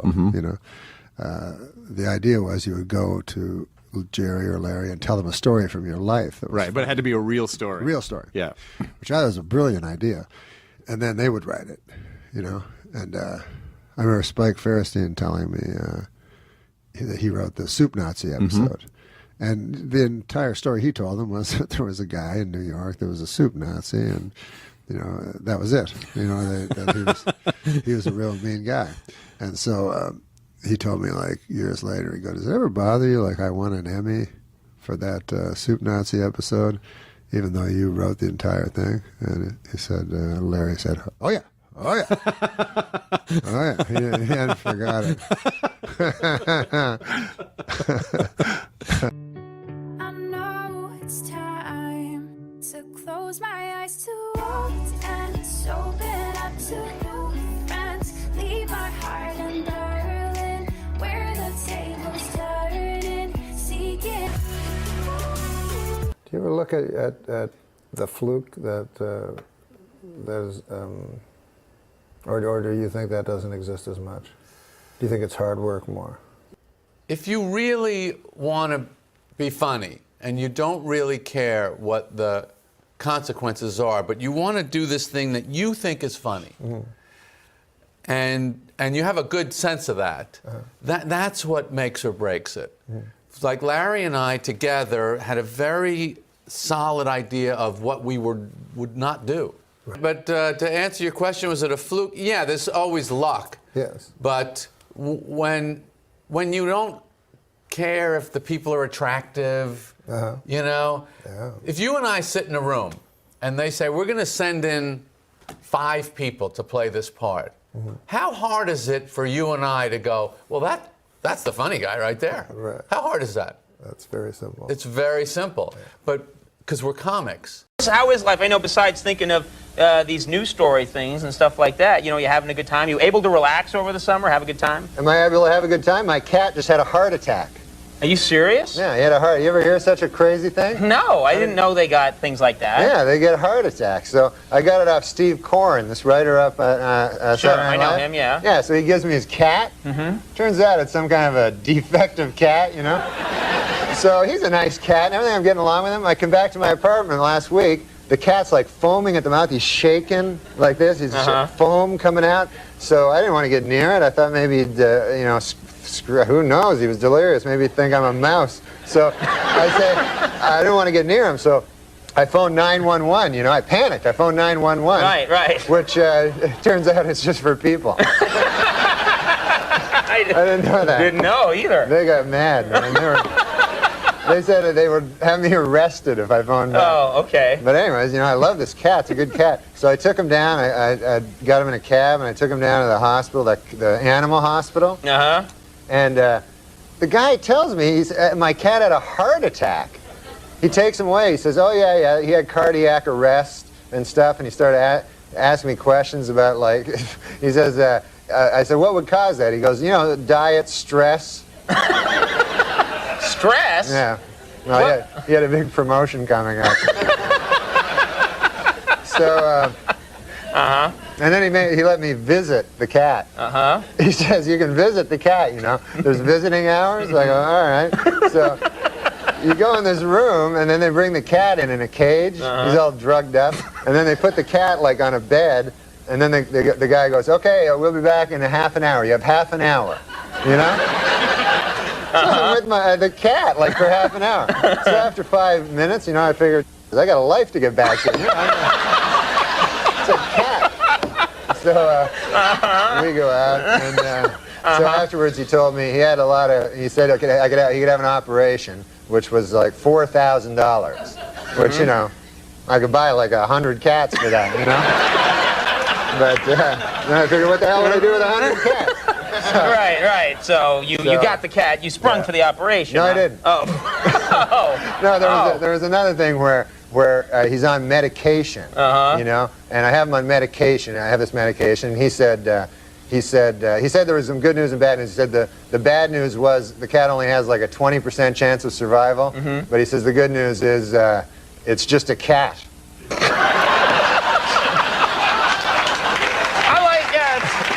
He's a bad doctor. He's a bad doctor, too. Is it really my fault? 'Cause you try to hit me with your pity till I can't trust, but I still push on. Got me changing my ways, trying to fix us. My friend got me once, Steve Corrin, my other friend, he got me a cat once. Oh, is that a good thing to give somebody a cat? That's a horrible thing, because then you gotta take care of it for the rest of his life. That's right. You know? It's a commitment. It's a lifelong commitment. Yeah. And my cat, I had a horrible thing with it last summer. he had a heart attack. No. Yeah, you ever hear of that? No, I never have. I never heard of that either. And so I came home one day and the cat was there, you know, and he was like like that, and there was like white stuff coming out of his mouth, and he's like, So I was like freaked out, you know, and so I phoned up, I panicked, I phoned up 911, you know. It's just for people. It turns out that's just for people. Yeah, but it's not a bad thing, you know, off the top of your head, that's not a bad thing. So I even said, what's the one for the cats, you know, what's the number? And then the woman goes, look, get off the phone, we'll call you. So my neighbor, you know, takes me to the animal hospital, and I get there, and it's all people, there's actually hospitals for animals, like emergencies. Yeah. And so I go in, I got the cat there, you know, and they go, you know, yes, what's the problem? And I go, look, and it's going, and then it's an emergency, everybody freaks out, you know. It's like on ER or something. They're like, whoa, the cat, where they take it out, you know, and everything's like panic and bedlam, you know, and so I just sit down, start reading a magazine there, you know, and a little while later, this guy comes out. He's like a doctor, but not a real doctor. You know? So he calls me back and he goes, okay, we got to talk, you know. So I go, okay. He goes, like he's breaking bad news to me. He goes, your cat had a heart attack, you know. So I go, what? I never heard of such a thing, you know. I didn't even know they had hearts, you know. I go, that's a bad thing. So anyways, he goes, you can go and see him, you know. And you can go and visit your cat. That's nice. So he said, you only can have 20 minutes, you know. There's like a business. So they take you to this room, and it's like a big room, and there's your cat on a gurney. He's all drugged up, you know. And so then you're alone with your cat in a room. Well, that's a nice thing, don't you think?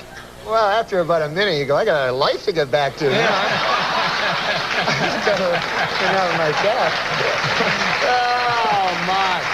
Norm MacDonald, ladies and gentlemen. Norm, good to see you, everybody. Thanks, man. Happy New Year. What are the best things in your life right now? The best thing is my son. I would like to say to Eugene Levy that there's no reason to be ashamed of your son. My son only this morning punched me in the chest really hard.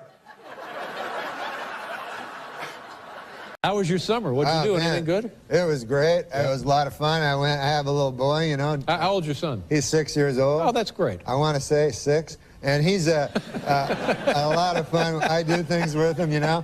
We play and stuff. What do you do? What kind of things? I took him to Disney World. Well, there you go. Down in Florida. You ever go there? I've never been there, no. Well, you don't have, you're barren. Not barren, but you have no children. That's right, I'm barren. I'm infertile. Only That's ladies. Right. I can't possibly have children. What's your son's name, Timmy? Little Dylan. Dylan. Yeah, Dylan. Not name for Bob Dylan? Yeah, I named him for Bob Dylan, and I thought, hey, man, nobody's going to be named Dylan. That's a cool name, because when I was a kid, I always read Dylan... Thomas? Dylan Thomas, a Child's Christmas in Wales. Yeah. And so I said, hey, nobody will have that name. And then everybody has that name, because they had that kid on 90210. This is too long, right? I'm so glad you're back, Norm. We haven't seen you in quite a while. I missed you, man. Yeah, glad to see you. How have you been, and what have you been doing? Oh, man, nothing compared to you. Congratulations on young Harry. Oh, thank you very much. Yeah, he's a good boy, I nice fella, understand. yeah. You have a son also? I have a son, yeah, a little older. He's, I want to say... he's 10 or 15. Yeah. The point is this. I want to give you a little advice. First of all, they get less cute. Oh, see, yeah. And you got to, when they're young, you got to do certain things. For instance, because you love your child more than anything, obviously. And when I was young, and I had my little boy, Dagwood. Name is Dagwood. I named him after the literary figure Dagwood Bumstead. Yeah. Now, his name is Dylan. Named after Dylan Thomas, because my father read me a Child's Christmas in Wales every Christmas. So, when the kid's young, as Dylan was, I used to play basketball with him, and I would always let him win, because I figured that was the thing to do as a father. Now, he's 16 years old, and he can beat me easily. Oh. Now, he thinks that he's always been able to beat me. I told him, I said, no, I used to let you win. He's like, no. So my advice is, beat the hell out of Harry. While I can. While you can. Yeah. Not sure that I can even now. Now, Norm, I remember years ago you told me that you were there for the birth of your son, and I always remember this. And you said that was the most exciting thing you had ever participated in. Do you remember that? Yes. Yes. And then what happened? I took crystal meth.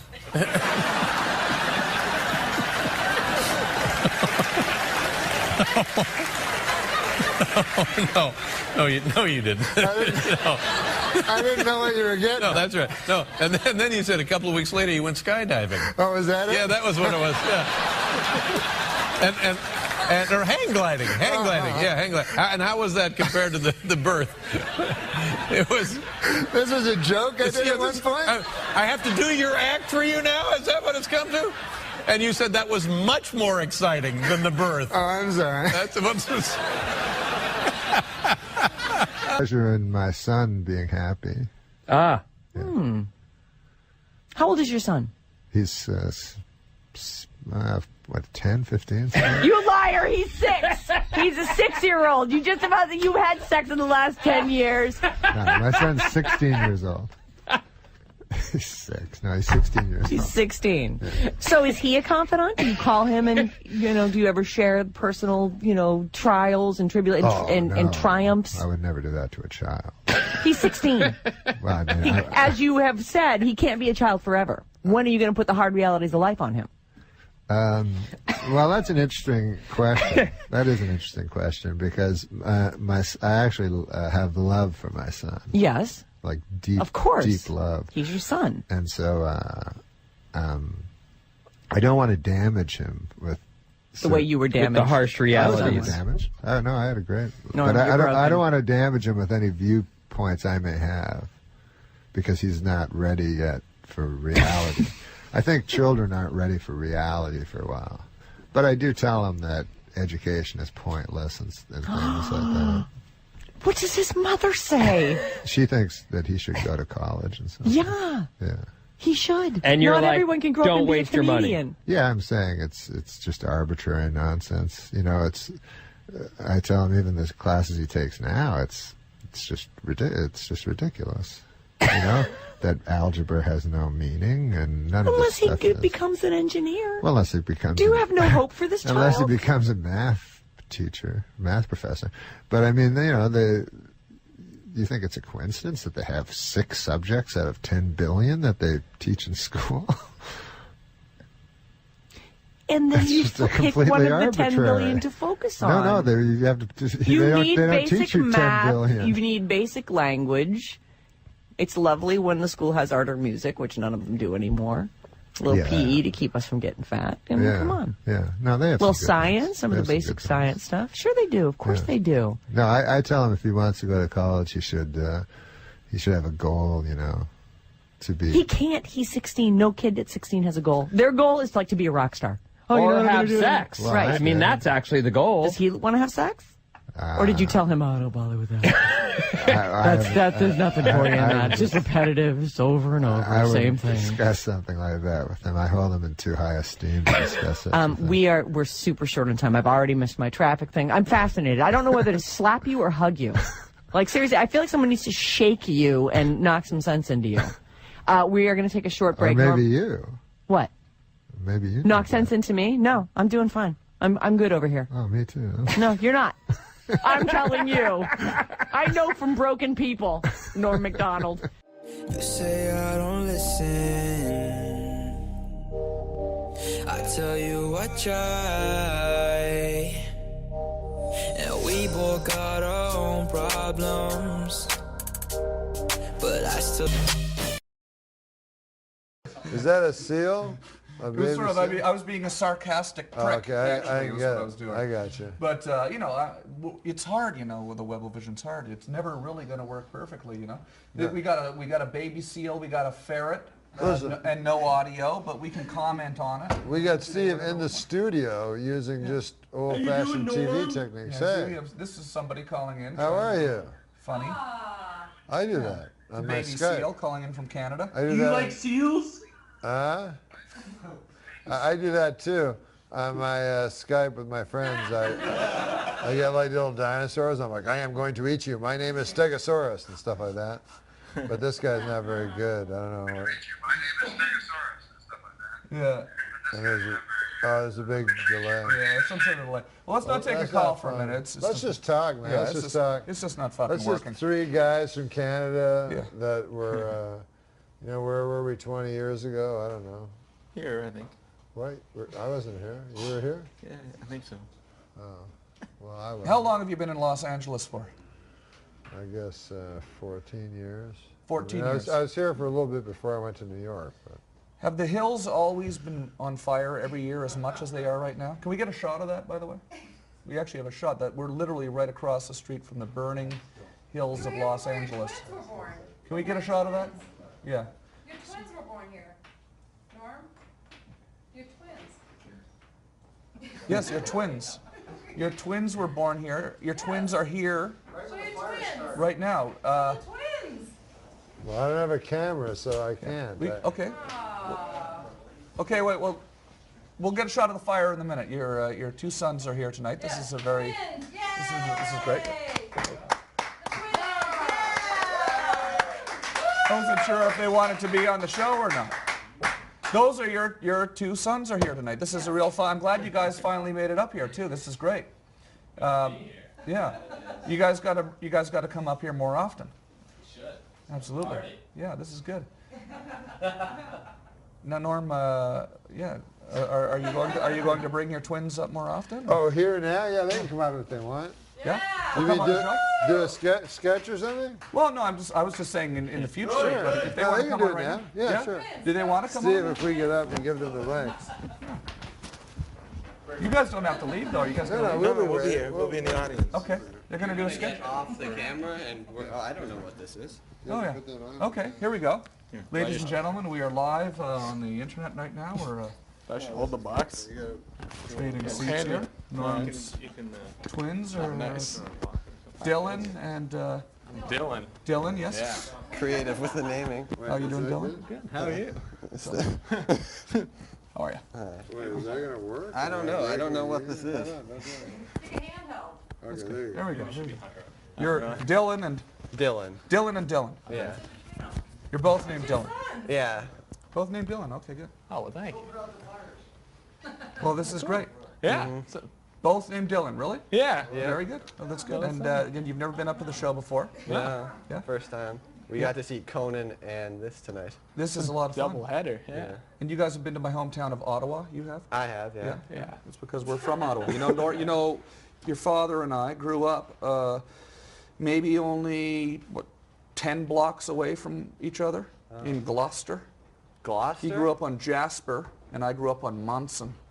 Those were your streets? Yeah, if you look on your Google Earth, Jasper and Monson and Beacon Hill are not too far away from each other. Did you have a lot of play dates?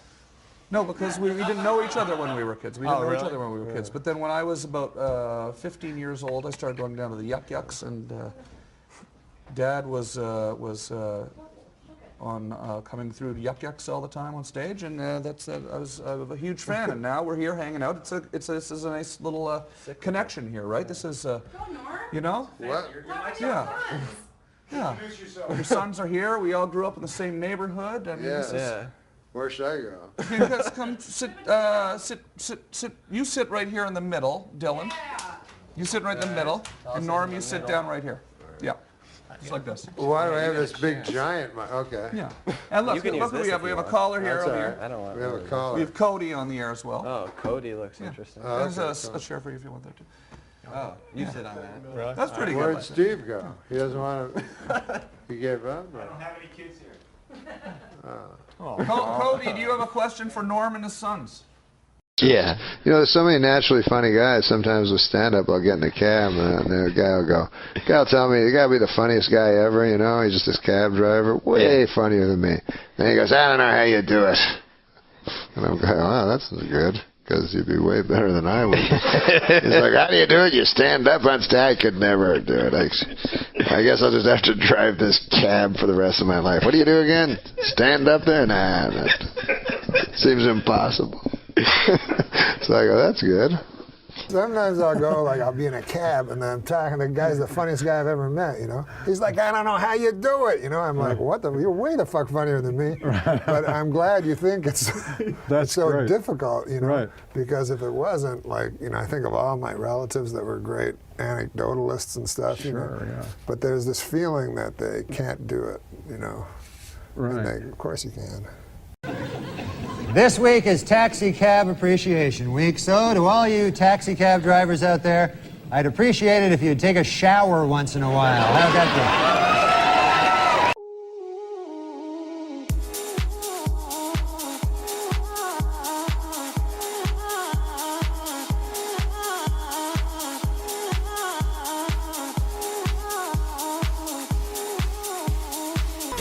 We want to talk about your uncle, because every time you come on the show, you have a story about your uncle who lives up in Canada. Oh, yeah, he's a Frenchman. Yeah.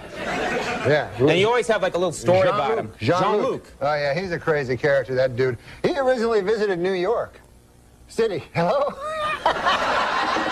I'm just having a drink. I can listen to you and have a drink. It's not like I went like this. Hold it. Ooh. Ah, liquid. Huh? I'm still here. Let's see if I got this right. You've got an uncle, lives up in Canada, named Jean-Luc. Jean-Luc. Occasionally he visits. Once time he visited New York. So I'm living in New York, you know? And Jean-Luc, I'm excited. Jean-Luc's going to come by, my crazy Frenchman uncle. So he gets in the cab, right? When he gets to the airport. Yeah, when he gets to the airport, the cab driver picks him up, and the cab driver says to him, hey, Frenchman, he says, do you like riddles, you know? So my uncle Jean-Luc is like, yes, I love the riddles. That's how he talks. He goes, I like nothing better than a riddle. So the cabbie's like, all right, here's one, right? So he said, here's the riddle. His brothers and sisters, I have none, but this man's father is my father's son. So my uncle goes, I don't know. Right? So the cabbie goes, it's me. It's me. Oh, yeah, makes sense. Oh, he thinks about it. Oh, by God, he says, that's a good riddle there. He says, I have to tell my wife, Mary Claire, when I get back to Gaspé. That's where he lives, Gaspé. Right. So he's like, take me back to the airport. And the cabbie's like, what? Right? The cabbie's like, I thought you wanted to go visit Norm then. No. I go back to the airport. All right, you know, I have to tell Mary Claire. Seems odd, right? Right. Gets back on the plane, flies all the way back home there to Gaspé. And he gets back, right? Runs in the door. Mary Claire, where êtes vous? You know, where are you, Mary Claire? Come on down here. I have a riddle for you. She goes, oh, Jean-Luc, I love the riddle. She's a woman, high voice. Michael Jackson was visiting. Yeah, all right. So, you're going to love this riddle. How was New York? Forget about that. I got the riddle. Brothers and sisters, I have none. But this man's father, he's my father's son. She goes, I don't know. Who is it? Some cab driver back in New York.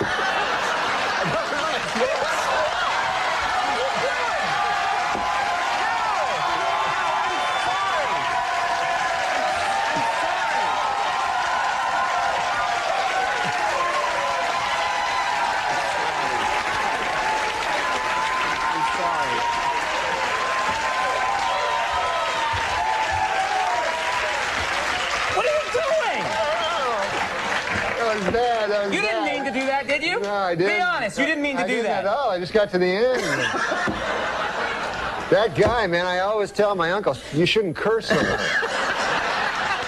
know? Oh, man. All right. We're going to pick up the pieces. Yeah. There's no one better to talk to about show business than Norm, because he's brutally honest about it. Like, I'll try to tell the story quick. Go ahead. When Norm had his last sitcom on Fox, right, he invited me to go to the upfronts with him. You know, that big thing where they introduce the shows to the advertisers? So the head of Fox, this guy, Sandy Grushow, right out of Beverly Hills High, like permanent tan, permanent fake smile on his face. Right. The head of Fox goes up to Norm, and it's Norm and Jason Bateman, whose show had premiered, and all these Fox people. Goes up to Norm and says, right in front of me and a bunch of people, goes, Norm, I want to let you know that your show is the highest tested show we've had in Fox history. And Norm goes, wow, man, thanks. That's unbelievable. Wow. And then Grushow leaves and goes to talk to Jason Bateman. So this other executive at Fox, this woman Tracy, something comes over and goes, where's Sandy? He was just here. And Norm goes, he's over there telling Bateman that his show is the highest tested show in the history of Fox. It's another great quick Norm story. Great quick Norm story. Kid, Artie. Well, Jim will appreciate that. They do a big Rolling Stone article about the Kansas City. That was a great one, man. Wait, what is this? They do a big Rolling Stone article about the cast. I got a good one. So the cast of Saturday Night Live. Right, yeah. And it's everybody kissing each other's ass. So they ask Norm about Chris Kattan. And it's after pages of, I've never seen someone do better character work. Norm's quote is, he seems gay to me. He goes, I've never met a guy who said he wasn't gay who seems so gay. But I guess he says he's not gay, so whatever.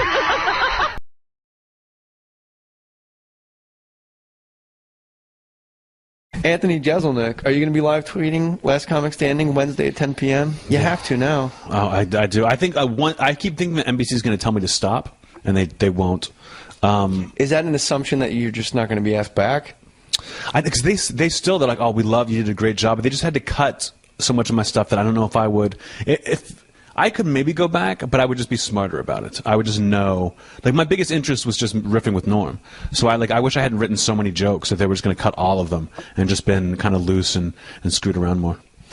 Yeah, it's all for time. It's really amazing. Anytime you record anything for television, you record 2 hours for a half hour, and it all just winds up. Oh, these were like 5-hour tapings. 100 comics, and most of them you don't even see. There are people who get past the first round who they cut out entirely, just for time.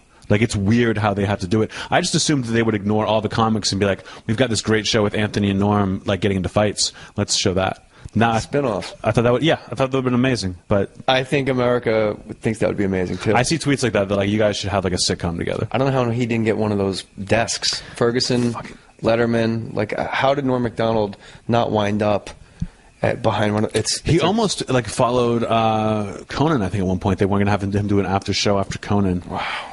And now here's Norm MacDonald.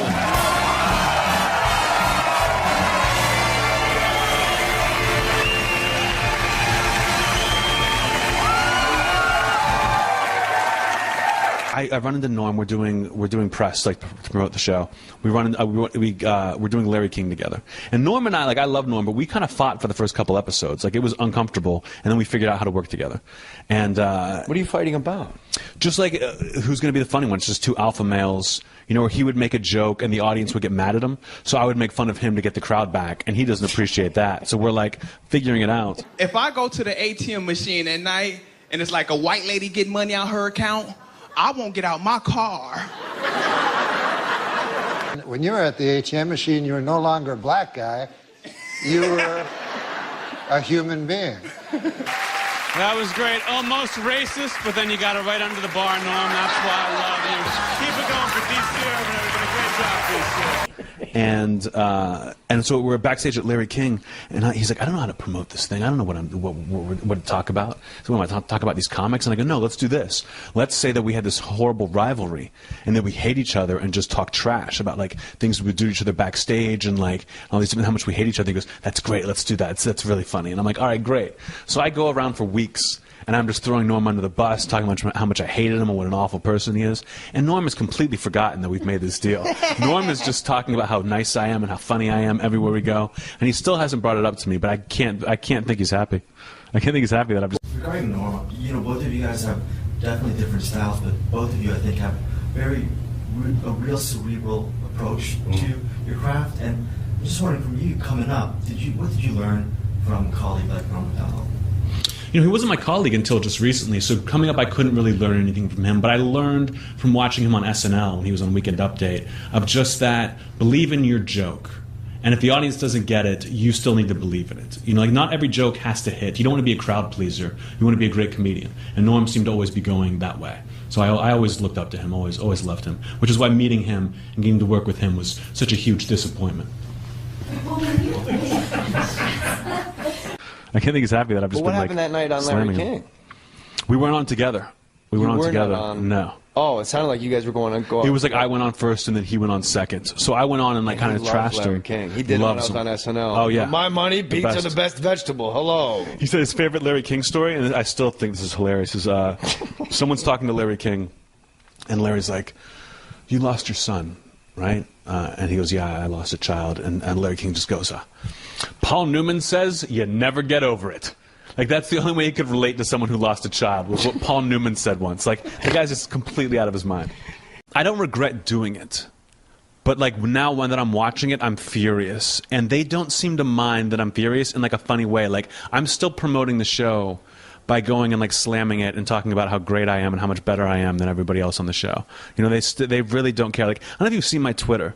But like, I live tweet the show, and they're borderline war crimes. What I'm doing, like, I will now. Wednesday, 10 p.m. We're all going to be following Anthony Jeselnik on Twitter as he live tweets Last Comic Standing, and then of course Norm being at the end chair. That's just manna from heaven. Like, thank you, God. Sure, but to watch Norm MacDonald. That was like why I took the gig, was to work with Norm. I was like, oh, that's amazing. When am I going to chance like this again? Let me do this. And the way he was on in the taping is so much better than the way they edit that it kills me.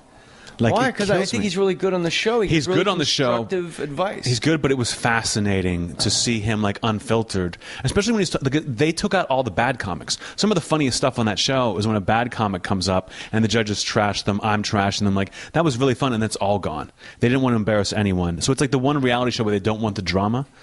And Norm was like borderline a monster to people. Like, he would say things that would kill me, that I would be like on the floor dying laughing. Like, I would have to take time. One of my favorites was he told this one girl, he said, he just like, and she did fine. Like, the other two judges really liked her. And this is what would happen, was like the other two judges would like the person, the crowd liked the person, and then Norm would just be like, I think you suck. And it would be like, everyone's like, I can't believe you're saying this, and I can't believe you're so against the other two judges. But so this girl, he says, she's done fine, the other judges like her. Norm says, I thought that was horrible. I think you're one of the worst people I've seen in this whole competition. And I'm like dying laughing. And then he goes, I think that you are incapable of writing a joke. And she goes, oh, well, I'll work on that. She's trying to be nice. She's like, okay, thank you. I'll work on that. And he goes, no, don't work on it. I said you are incapable. And that was the most like crushing thing he could have said to someone. See, that's why Norm, I saw the one thing they did get through was a guy did a joke about the Bible, and then he compared it to Harry Potter. Mm-hmm. And then Norm goes, because he's from the plains of Ontario, I believe Norm is a God-fearing man. And he goes, hey, if you're going to talk about the Bible, you might want to know your stuff there. You know, it's maybe really read the book. Harry Potter, that author is a Christian. And then Roseanne, I remember, went, what? Yeah, like she couldn't believe, like, J.K. Rowling, I think her name is, like, she's a Christian? Like, it was nuts. And then Norm just saying to that guy, like, that made news, like on those weird, like, Gawker sites or whatever, like, Norm MacDonald hammers comic. But all he said was, like, if you're going to do jokes about the Bible, you should really know the Bible. Yeah. Don't be flippant about this book, because it's very important to a lot of people, and you're isolating, and you're going to get laughs. Magic Man in the Sky, like Harry Potter, like, But they framed it up like he was destroying people. That wasn't the case at all. But what you're telling me, I mean, I would have, why don't you bang your foot down on the floor? I actually got into an argument on the subway, and the guy quoted the Bible at me. That is not fair. Like, if you get to quote from your favorite book, I should be able to quote from my favorite book, right? He was like, men do not live on bread alone, Matthew 4:4. And it's like, everybody's a little bit magic, Harry Potter, chapter 7. Yeah, I disagree. I don't think the Bible joke is brave at all. I think if you're going to take on an entire religion, you should maybe know what you're talking about. J.K. Rowling is a Christian, and J.K. Rowling famously said that if you're familiar with the scriptures, you could easily guess the ending of her book. Huh? Okay. I don't like it. I need your love. You free my mind. I need your love. Yeah, you free my mind. Norm MacDonald Norm MacDonald's a weird dude. No kidding. Yeah, he really is. He was hilarious. Like, he did this like weird thing where he went up and he was just being like he wouldn't curse. He said it was the same, like, oh, what the H, and he was being like these innocent, sweet jokes, like, Bob, if you walk up to a bathroom and the door says, gentlemen, you should ignore that and proceed in anyway. Like that type of stuff. Yeah. And he really made me laugh. And there was one line where he made me laugh. He goes, Bob, he's the same stinker he's always been. Stinker. He called Bob Saget a stinker. But he said, Oh, dude, he was just... Yeah. No, there are times when Bob has something on his mind when he wears a hat.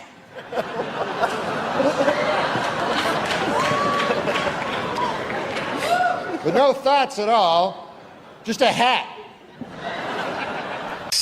No, but Bob has a beautiful face, like a flower. Yeah, cauliflower.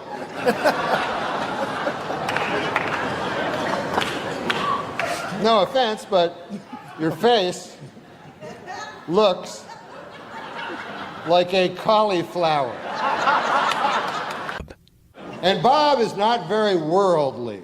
He thinks the English Channel is a British TV station and not a body of water separating England and France. Bob, you have a lot of well-wishers here tonight, and a lot of them would like to throw you down one, a well. They want to murder you in a well.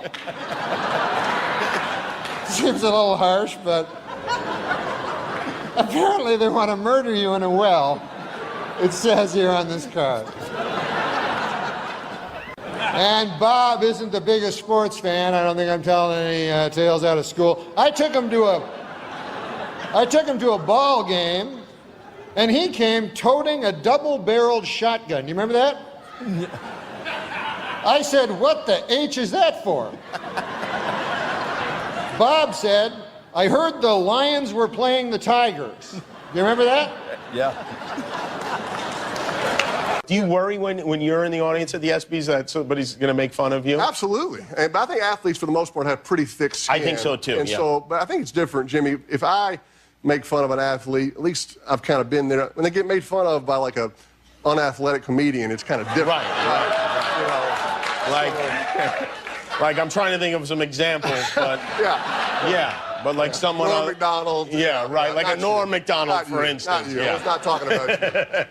And there's Charles Woodson. How about that? What a season he had.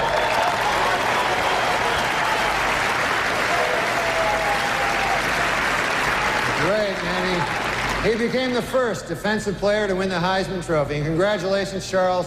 That is something that no one can ever take away from you. Unless you kill your wife and a waiter, in which case... all bets are off. Just a word of advice.